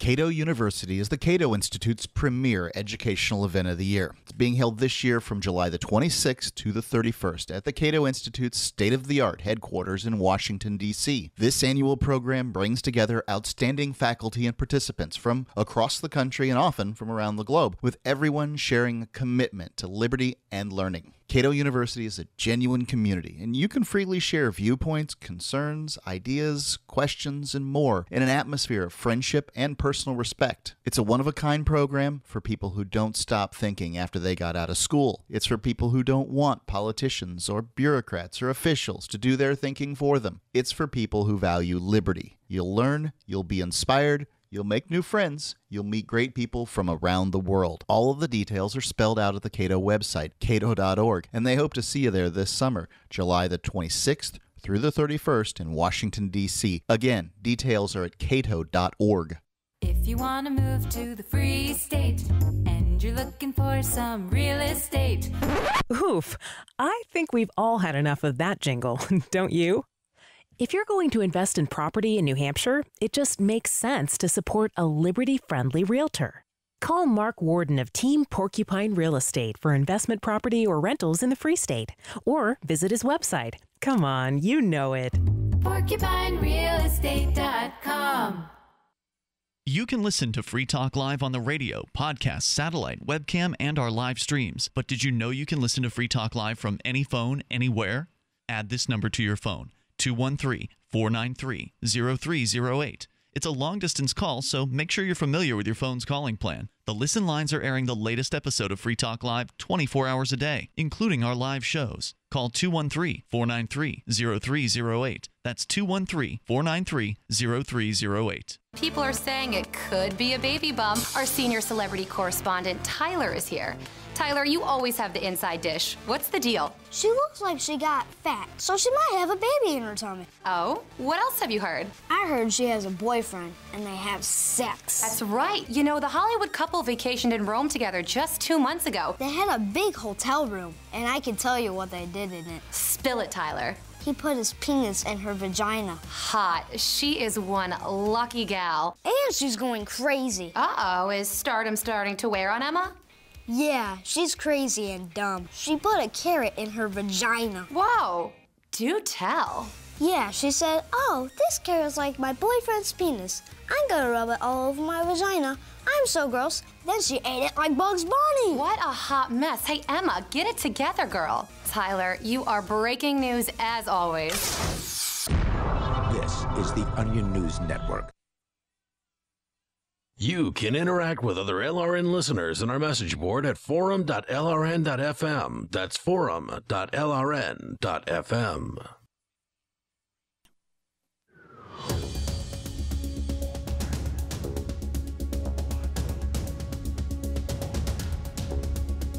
This is Free Talk Live. You can join us here toll free at 855-450-FREE. That's 855-450-3733. And join us online at freetalklive.com. We've got a lot of features there, and you can enjoy it all of it for free. Mark, I started on Hypercronius last night. Yeah, Hypercronius is a video game that was created by our one-time co-host, Brian Sovereign. And it's multiple-time co-host. He's been on the show a lot. Yeah. Well, I mean, at one time. Yeah, I guess you're right. One time could be a long time frame, I suppose. Yeah, I don't know what else to say. He's certainly welcome anytime he wants to come. Once upon a time. But I mean, like, it's just not that. Former it's just not working out. co-host. Yeah, former co-host. There you go. The drive was too far. It's a story like no other game before, and I will agree with that. I've played the game too. Dude, this guy is super talented. I mean, he does his own radio show, Sovereign Tech. He's a salesman for Free Talk Live, has done co-hosting, and now a game programmer. Yeah, can produce game too. Full motion video, classic graphics, pick up and play controls. Hypercronius is a Liberty-oriented experience that's not to be missed. So go to Zog, that's ZOG.ninja. That's the website. It's zog.ninja. To find out more, see the trailer, get your copy of Hypercronius, use the code FTL to get $1 off, and you can purchase it with Bitcoin. Hypercronius, zog.ninja, code FTL. And you can use Bitcoin. Awesome. I don't think I think I used Bitcoin to buy it. Yeah. But there wasn't, I didn't have a coupon code. They didn't give it to me. He didn't have at the time. It was the first day. And now you have a code FTL. Yeah, so you can get it for less than I did. Hypercronius, zog.ninja, code FTL. All right, cool. I'll talk more about it after I've had a chance to actually get into it. I really pretty much just went through the intro. I finished it. There's, what I found it to be is much more like a sampler for stuff to come. Now, obviously, you're going to have to consume the guy's sampler if you want him to produce more stuff. Sure. But there's no, from I can think of, any Liberty-oriented games out there. If you want to, I don't know. I don't know if there's anything as principled as what Brian will put out there. There's some games with some themes that are friendly to Liberty. Sure, I will not disagree with that. Yeah, but I mean, I don't know any that are sort of stated as libertarian, Liberty-oriented games. What about Grand Theft Auto? They swiped the Free Talk Live logo. What are you talking about? That's what Johnson says. I'm pretty sure we swiped that logo too at some point. Johnson created that logo. Really? Okay. Wow. Who's we? A fist through chains holding up the phone. Yeah, it has a phone in it. Well, all I can say is Johnson, the creator of the logo, believes that our logo made it into Grand Theft Auto. I think it was Liberty City. I'm not 100% sure which one it is. That's pretty cool. Yeah, I think it's great. I think it's awesome. More power Didn't he to also him. say that Howard Stern ripped our logo too? I don't know. Anyway. He hasn't shown me photographic proof. I just took his word for it. EthanGlover.biz, a blog called Anarchant, is written about some of the activism that goes on here that Derrick J., you and I tend to be a part of. Yeah. And it's fairly critical. He goes in here, he says, if a group of people were to get together, study on, and decide what activism is useful and what isn't, I'd wager they'd find that most activism is actually harmful to the movements said activism claims to represent. Now, I think that this, in many ways, I agree with this first sentence, that activism, it is very difficult to get activism right. And you gotta be really studious and look at what works and what doesn't, and it can be difficult to get people to work. How do you define what works and what doesn't? I don't know. How do you define what is right and what is wrong? You really should be able to have your definitions of what works and doesn't work before you start doing activism.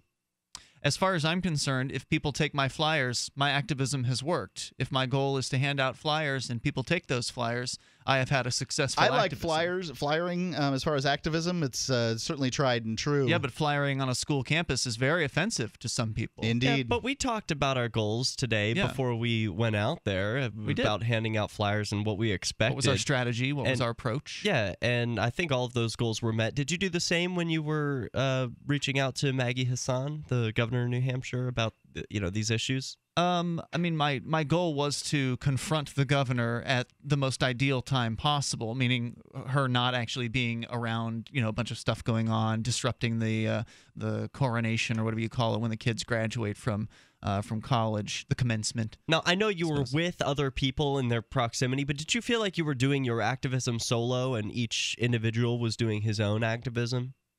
No, I was definitely there as a team. It was me and Rich Paul and a guy named Ed Bryans who were peppering her with questions, and I specifically waited until they arrived. I found Maggie Hassan when we were all, going about the campus trying to figure out where she was going to be because we didn't know, right? Like we knew she was there, but we didn't know where she was. Were you all under the impression that you were acting as a team, or was it just you? I mean, were they using two-ways? We'd all gone down there. Yeah, we had two-way radios. Okay, to communicate with one that another. seems unified. It was a collective effort, even though y'all sort of had different things that you were addressing. Oh, Rich and I were definitely talking about marijuana decriminalization. Ed was talking about Common Core. So, yeah, there were two different issues that were going on there. But I radioed over the two-way when I saw her, and I let everybody know where she was. You actually hear that at the beginning of the video that I posted over at freekeene.com. And so I waited there for a few minutes while she was just standing there watching, looking around, and she knows who I am because I've tried to corner her before. You ran against her for governor. Yeah, and I ran against her for... and she wouldn't come debate you there either. And I think that's really important for people to understand is that in the case here, he's about to lambast you for your activism, is that this lady is entirely uncommunicative with people who disagree with her. It doesn't matter why you disagree with her. It doesn't matter if you're a Democrat, Republican, or Libertarian, or what you are. She doesn't want to talk to you. Well, she only wants to talk to the people who are going to help her. You're the little people. So Ethan goes on. He says, the idea of a board or group controlling activism is an obscene one, but it's a good way to begin to think about the backwards incentive system of trying to make a change. In the 290th episode of Common Sense, Dan Carlin puts it beautifully. Quote, this is the most perverse dynamic you've ever seen, isn't it? Do what we suggest you do, go through all the trouble and do the peaceful protest, and nobody's going to notice. But do what we tell you not to do, that nobody wants you to do, that actually hurts the very communities these folks are protesting in. Oh, you might be rewarded with a lot of airtime and your cause being debated and maybe a little legislative action. That's perverse, unquote. Wait a minute. How does it hurt the community that we're a part of? I don't get how that. Well, I think a lot of He's people. referring to other things, not specifically what we've done. Oh, I see. That's a quote from Dan Carlin. All right. Right. So what's happened? Isn't he trying to apply it to this activism? He is, I think, then how does it hurt the community? Let me try to explain it to you, because I tend to agree with him on this statement. However, I tend to just disagree with his his premise generally. I don't disagree with his critique, and here's the reason. So what has happened over the course of 8 years here in Keene, New Hampshire, is there have been all kinds of different activism. Enough activism so that essentially everyone's pissed off about something. Not true. There are plenty of people who don't even know what the Free State Project is. Well, the Free State, thank goodness. But I mean, what the ones that know. So far, what we've been at, other than your anecdotal, collections here, the closest thing we have to a scientific survey says that there's about a 97% negative. Oh, you're talking about the one guy who went downtown Keene on a Friday night and went into a few bars and talked to some drunks about what they think about Keene activism? Hundreds of people. Yeah, I wouldn't call that anything close to scientific. Well, it's okay. Then are you going to put something better together? Because at this point, that's all we got. It's not my job to do that. I've been out on the streets. You want another unscientific survey, Mark? I've been out on the streets getting petition signatures from people, from hundreds of people. So people tell you they like you. And big deal. I have encountered hundreds of people, and very few people ever said anything negatively towards me. Now, to be clear, the people who walk by me might be the ones who hate me. But nonetheless, given the chance to say something to a Robin Hooder or to one of the activists here, give their opinion, the opinions were mostly positive that I talked to. So I guess it just depends on what time of day and which bar you're hanging out in or where you're asking people. Well, and what also matters is that if I go up to people and say, hey, do you like Ian Freeman and Free Keene, I might get an entirely different set of answers than if you go up and say, hey, do you like me and what I do? Because people tend to not want the confrontation. That's true. So I don't know. But let's give you what you're saying, Mark. Let's say 97% of people don't like it. No, I would say that everybody has had an opportunity to be pissed off about something. Something, okay. And that's all I'm saying. I'll give you that. If you do 100 different types of activism, there's a good chance someone's not going to like one of them. Right. And so they, that negative feedback is much worse than often the positive feedback. Let's come back with more here in moments. The toll-free number is 855-450-FREE. Share your thoughts on Free Talk Live. What's good activism? DVD, books, music, instruments, periodicals, computers, software, electronics, photo, cell phones, office products, home and garden, bed and bath, furniture, kitchen, pet supplies, automotive, hardware, apparel, shoes, jewelry, grocery, healthcare, sports and outdoors, toys, games, used, and more. It's a department store at your fingertips. Shop.freetalklive.com. Get all your shopping done, get a great deal, and a portion of your purchase goes to benefit Free Talk Live when you enter Amazon via shop.freetalklive.com. Every summer we go to Canyon Woods. Love getting outside. Love the hiking. Hate the itching and irritation from poison ivy, bug bites, all the things that keep me inside. So I need something strong. Cortisone 10 Intensive Healing is clinically proven with the strongest non-prescription itch medicine available for fast, long-lasting relief of itching and irritation with 7 moisturizers to help heal skin. I finally have the relief I need. Hey, Jan, check this out. On my way. Cortisone 10. Feel the heal. Hi, John Hubner from Midas Resources. Are you tired of watching your hard-earned assets dwindle away? As government spending is out of hand and the Federal Reserve is creating in excess of $20 billion a week, are you tired of stockbrokers gambling away your hard-earned money? Is this market a setup for a crash greater than 1987? Too many of today's policies resemble those that led to the collapse of 1929. This is John Hubner, and that was me in 2007.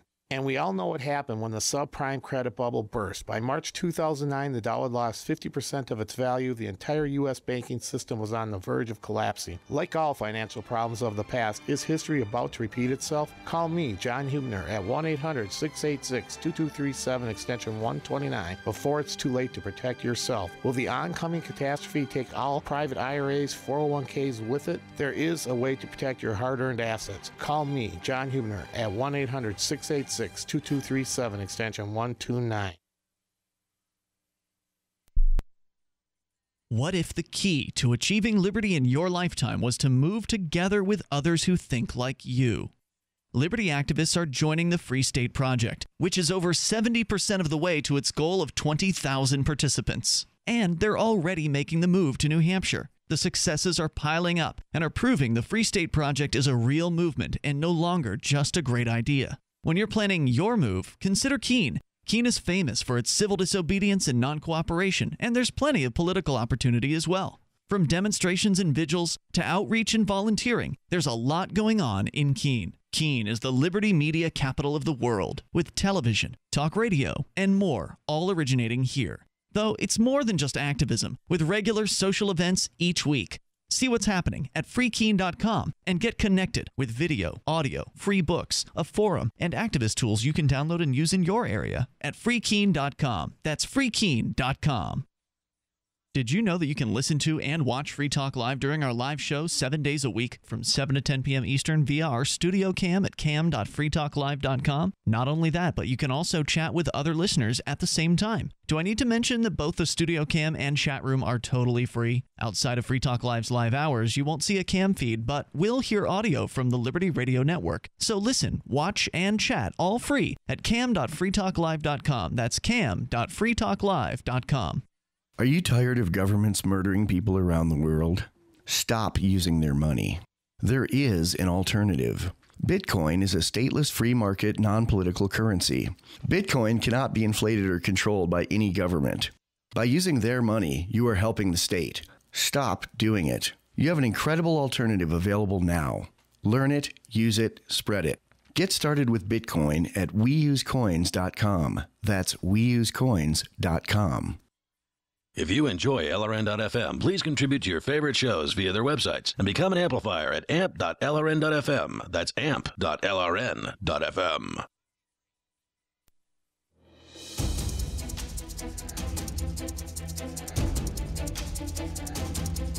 Free Talk Live. You can join us here in the remaining moments. We're talking about activism. Good activism or bad activism? Is there any good activism? Seems like everybody hates something that we've done, Derrick J., you and I. We've done so much activism here in the Keene, New Hampshire area that inevitably some of it's going to cross somebody. That's always been my experience. And we're sharing a story from Anar Chant. Apparently the website is actually ethanglover.biz is where you can go to see this. We'll put it up on our Facebook and Twitter here in a little bit because there's no way we're going to get through the whole thing here in this last segment. But also want to invite you to go and support Free Talk Live by becoming an amplifier at amp.freetalklive.com. That's amp.freetalklive.com.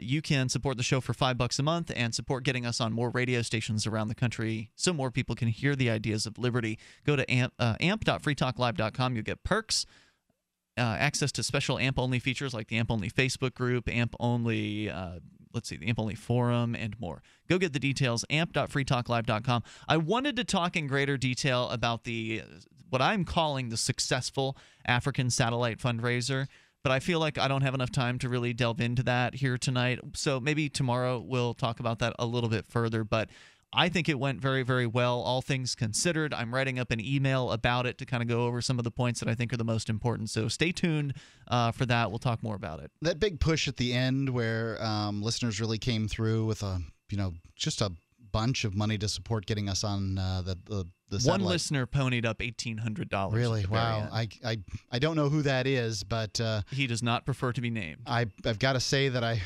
it makes me feel entirely different than I did about the fundraiser a few days ago.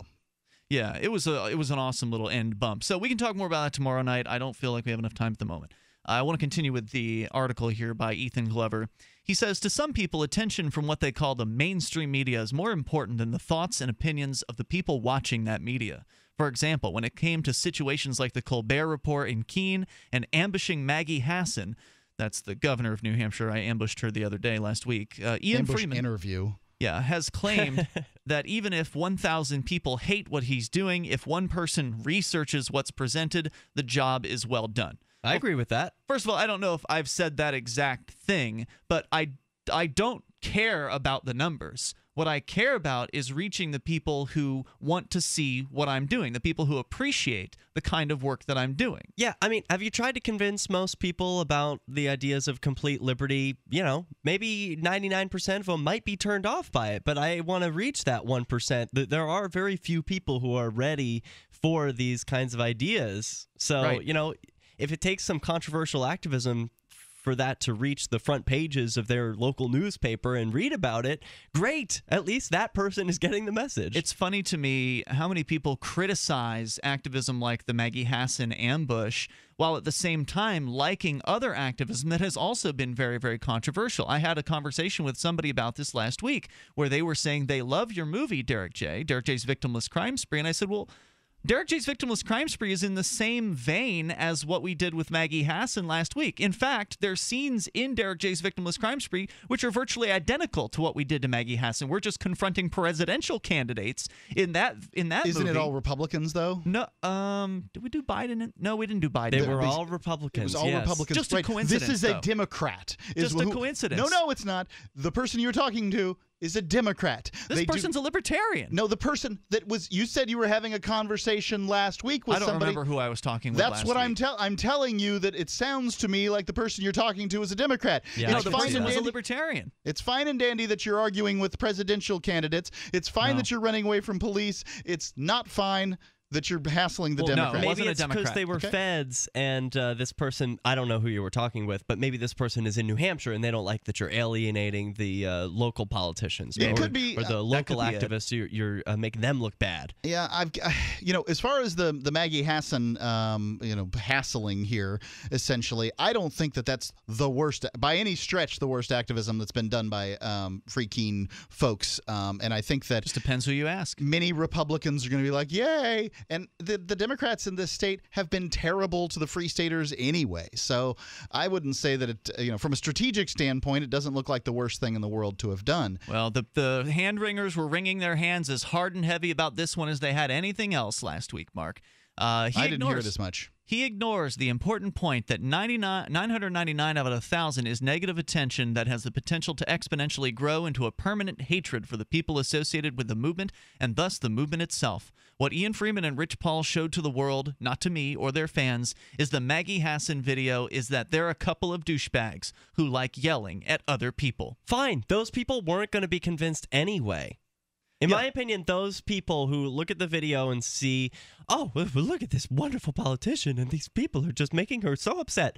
It's like, all right, great. They were not ready to hear the idea that Maggie shouldn't be the owner of everyone in New Hampshire. When the student is ready, the master will appear, as it is said. Well, I tend to agree that with Ethan that activism just basically alienates most people. And my job isn't to bring most people on board. I don't care about most people. My job right now is to bring as many libertarians, anarchists, voluntarists to New Hampshire as I possibly can so that we can gain a foothold in popular culture and in politics, because all you need to change things is a small minority. That's what I don't get about this. The people who critique this activism was like, you turn a lot of people off. Well, you're thinking like a collectivist still. You're still thinking like you need to convince everybody or like this is some sort of democracy. Yeah. Who cares what most people think? Go be yourself. Go be an individual and go live free yourself. Most people are followers. Most people will jump on board with what they perceive to be as popular ideas. And if we can get libertarianism to be more popular, more people will jump on board with it because they'll perceive it as something that others are doing. Your freedom is not dependent on what 99% of people think. Your freedom is dependent on what your actions dictate, what you do. Well, I do have to say that as a person who lives in the region, that when people find out that I'm a Free Stater or that Ian Freeman is my business partner and things like that, I generally get negative reactions. It happened to me today.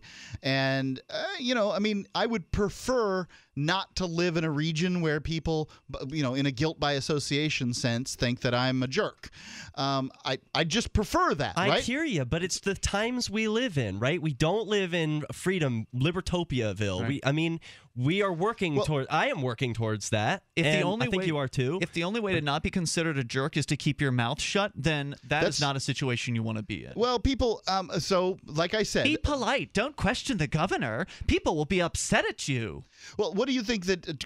What I'm saying is that I don't think your activism has been particularly successful. Oh, really? We've only brought hundreds of people here to New Hampshire, Mark. I don't know what you're talking about. Free Talk Live is the #1 recruiter for the Free State Project. What do you consider to be successful? I'm not talking about recruiting. I'm talking about changing people's minds locally. Remember that bringing one person to New Hampshire, changing one person's mind here is as valuable.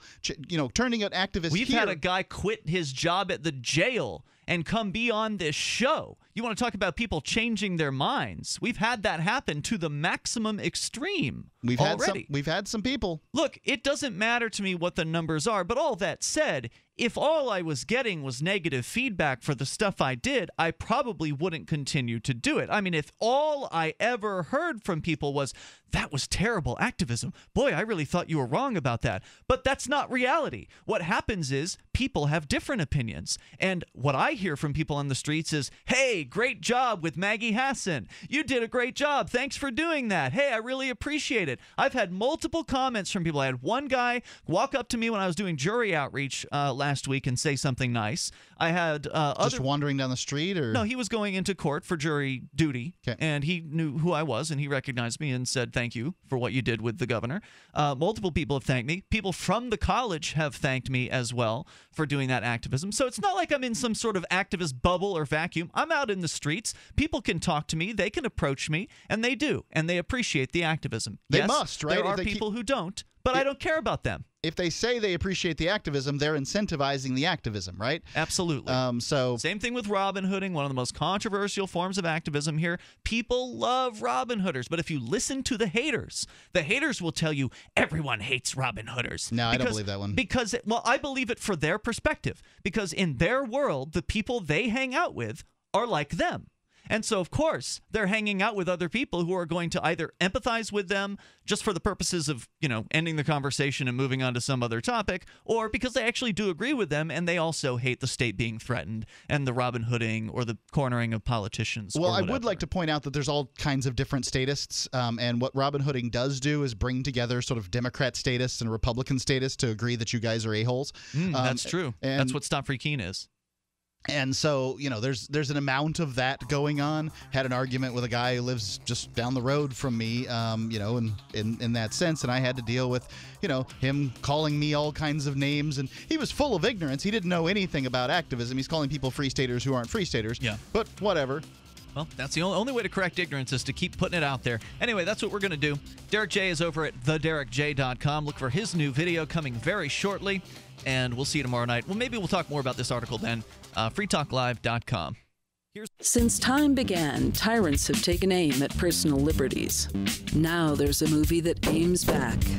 The government has no more right to tell us what to put in our bodies than they have to take our guns or tell us what books we can read. 6 drug police were eaten by bears while raiding a marijuana farm. On your knees, you dirty hippie! Jesus. On your knees! What's the problem, officer? Today, many cops who enforce pot laws do so only because it provides them with cushy jobs, good benefits, and a chance to push people around. I was an undercover narcotics officer. The drug war is nothing but a farce.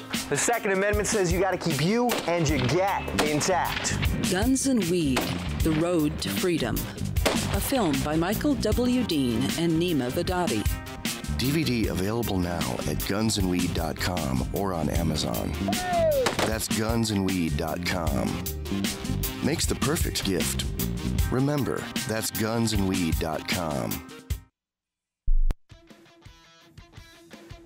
Liberty activists around the country are starting to realize politics alone won't set us free. So what will? At Liberty on the Rocks, we believe the answer starts with living your principles, spreading ideas, and connecting with those around you. By starting a Liberty on the Rocks network, you can make a difference by uniting libertarian thinkers. Find out how much fun it is to build your local network from the ground up. Visit libertyontherocks.org today to get started.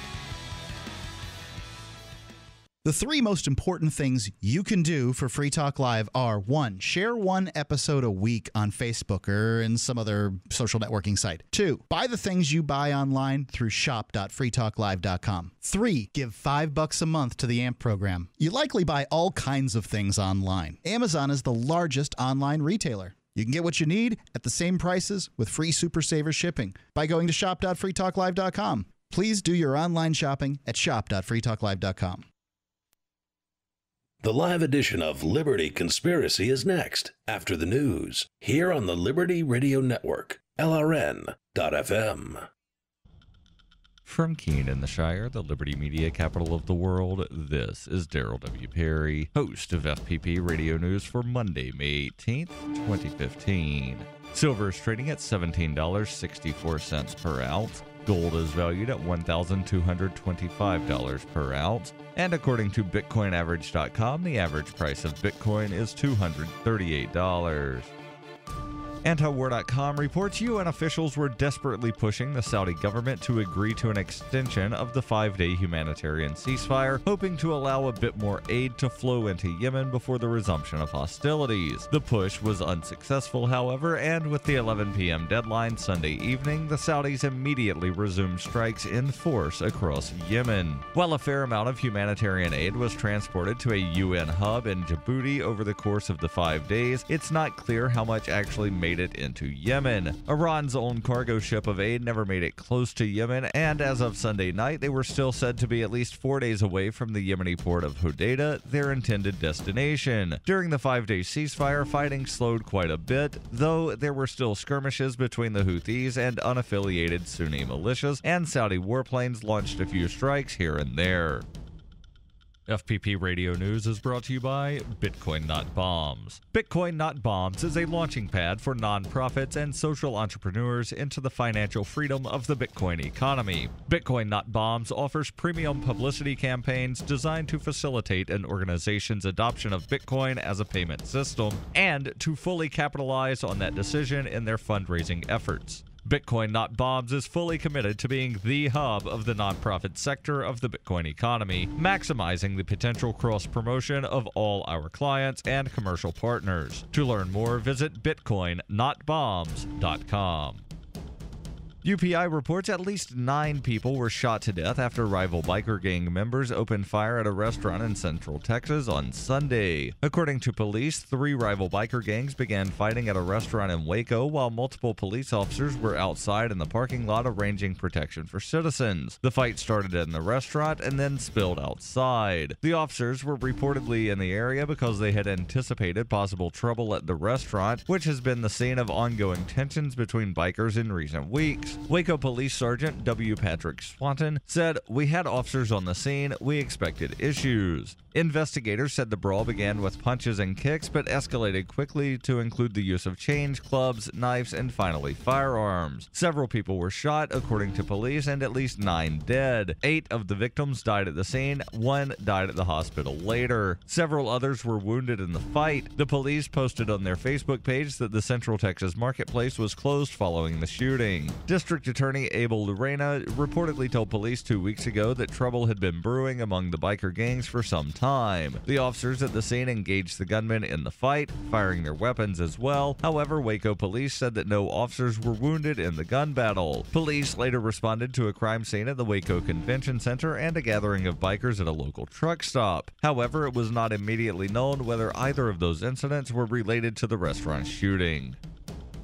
For over 35 years, Roberts & Roberts has been a trusted source for buying and selling your investment-grade precious metals. They also take Bitcoin for precious metal purchases and permanently removed the minimum purchase order for all orders paid in the digital currency. Call Roberts & Roberts today for knowledgeable advice on investing and a forward-thinking approach to new technologies. 850-478-5270 or online at rrbi.co. Reuters reports federal investigators have found no record that the engineer of the Amtrak commuter train that crashed in Philadelphia last week reported an object hit its locomotive in the minutes before it derailed, according to officials on Sunday. The passenger rail service said on Sunday it would restore full service between Philadelphia and New York at 5:30 a.m. on Monday, following last Tuesday's derailment that killed 8 people and injured more than 200. In an interview on ABC Television's This Week, National Transportation Safety Board member Robert Sumwalt said, "We listened to the dispatch tape and we heard no communication at all from the Amtrak engineer to the dispatch center to say something had struck his train." The comment by Sumwalt comes as investigators are looking to explain what caused a circular pattern of damage found on the locomotive's windshield after the accident. The NTSB has asked the FBI to help it examine the damage to the windshield, which is about the size of a grapefruit.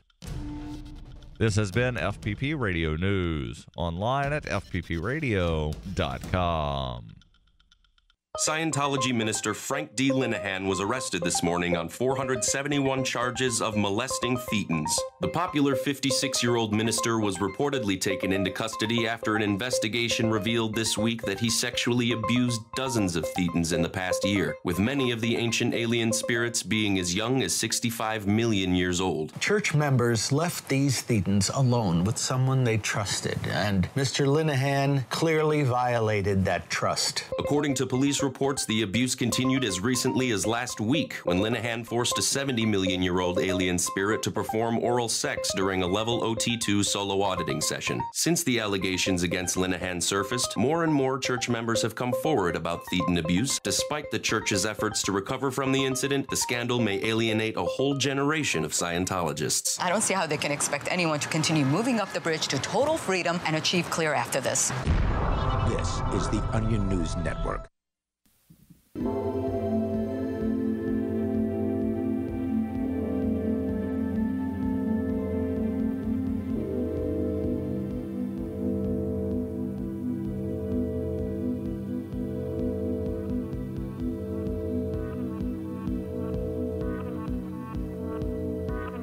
Welcome, one and all, to Liberty Conspiracy Radio on this very cool spring night on the Liberty Radio Network.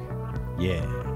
Coming in after Free Talk Live, I'm Gardner Goldsmith. Good to have you here as part of the conspiracy, one and all, because freedom is out of fashion nowadays. Okay, I'll open up the Skype line shortly. And I never offer the Skype phone number. I should offer the Skype phone number, and I keep forgetting to do so. If you want to reach me directly on Skype, it's Gardner.Goldsmith on Skype. That's Gardner.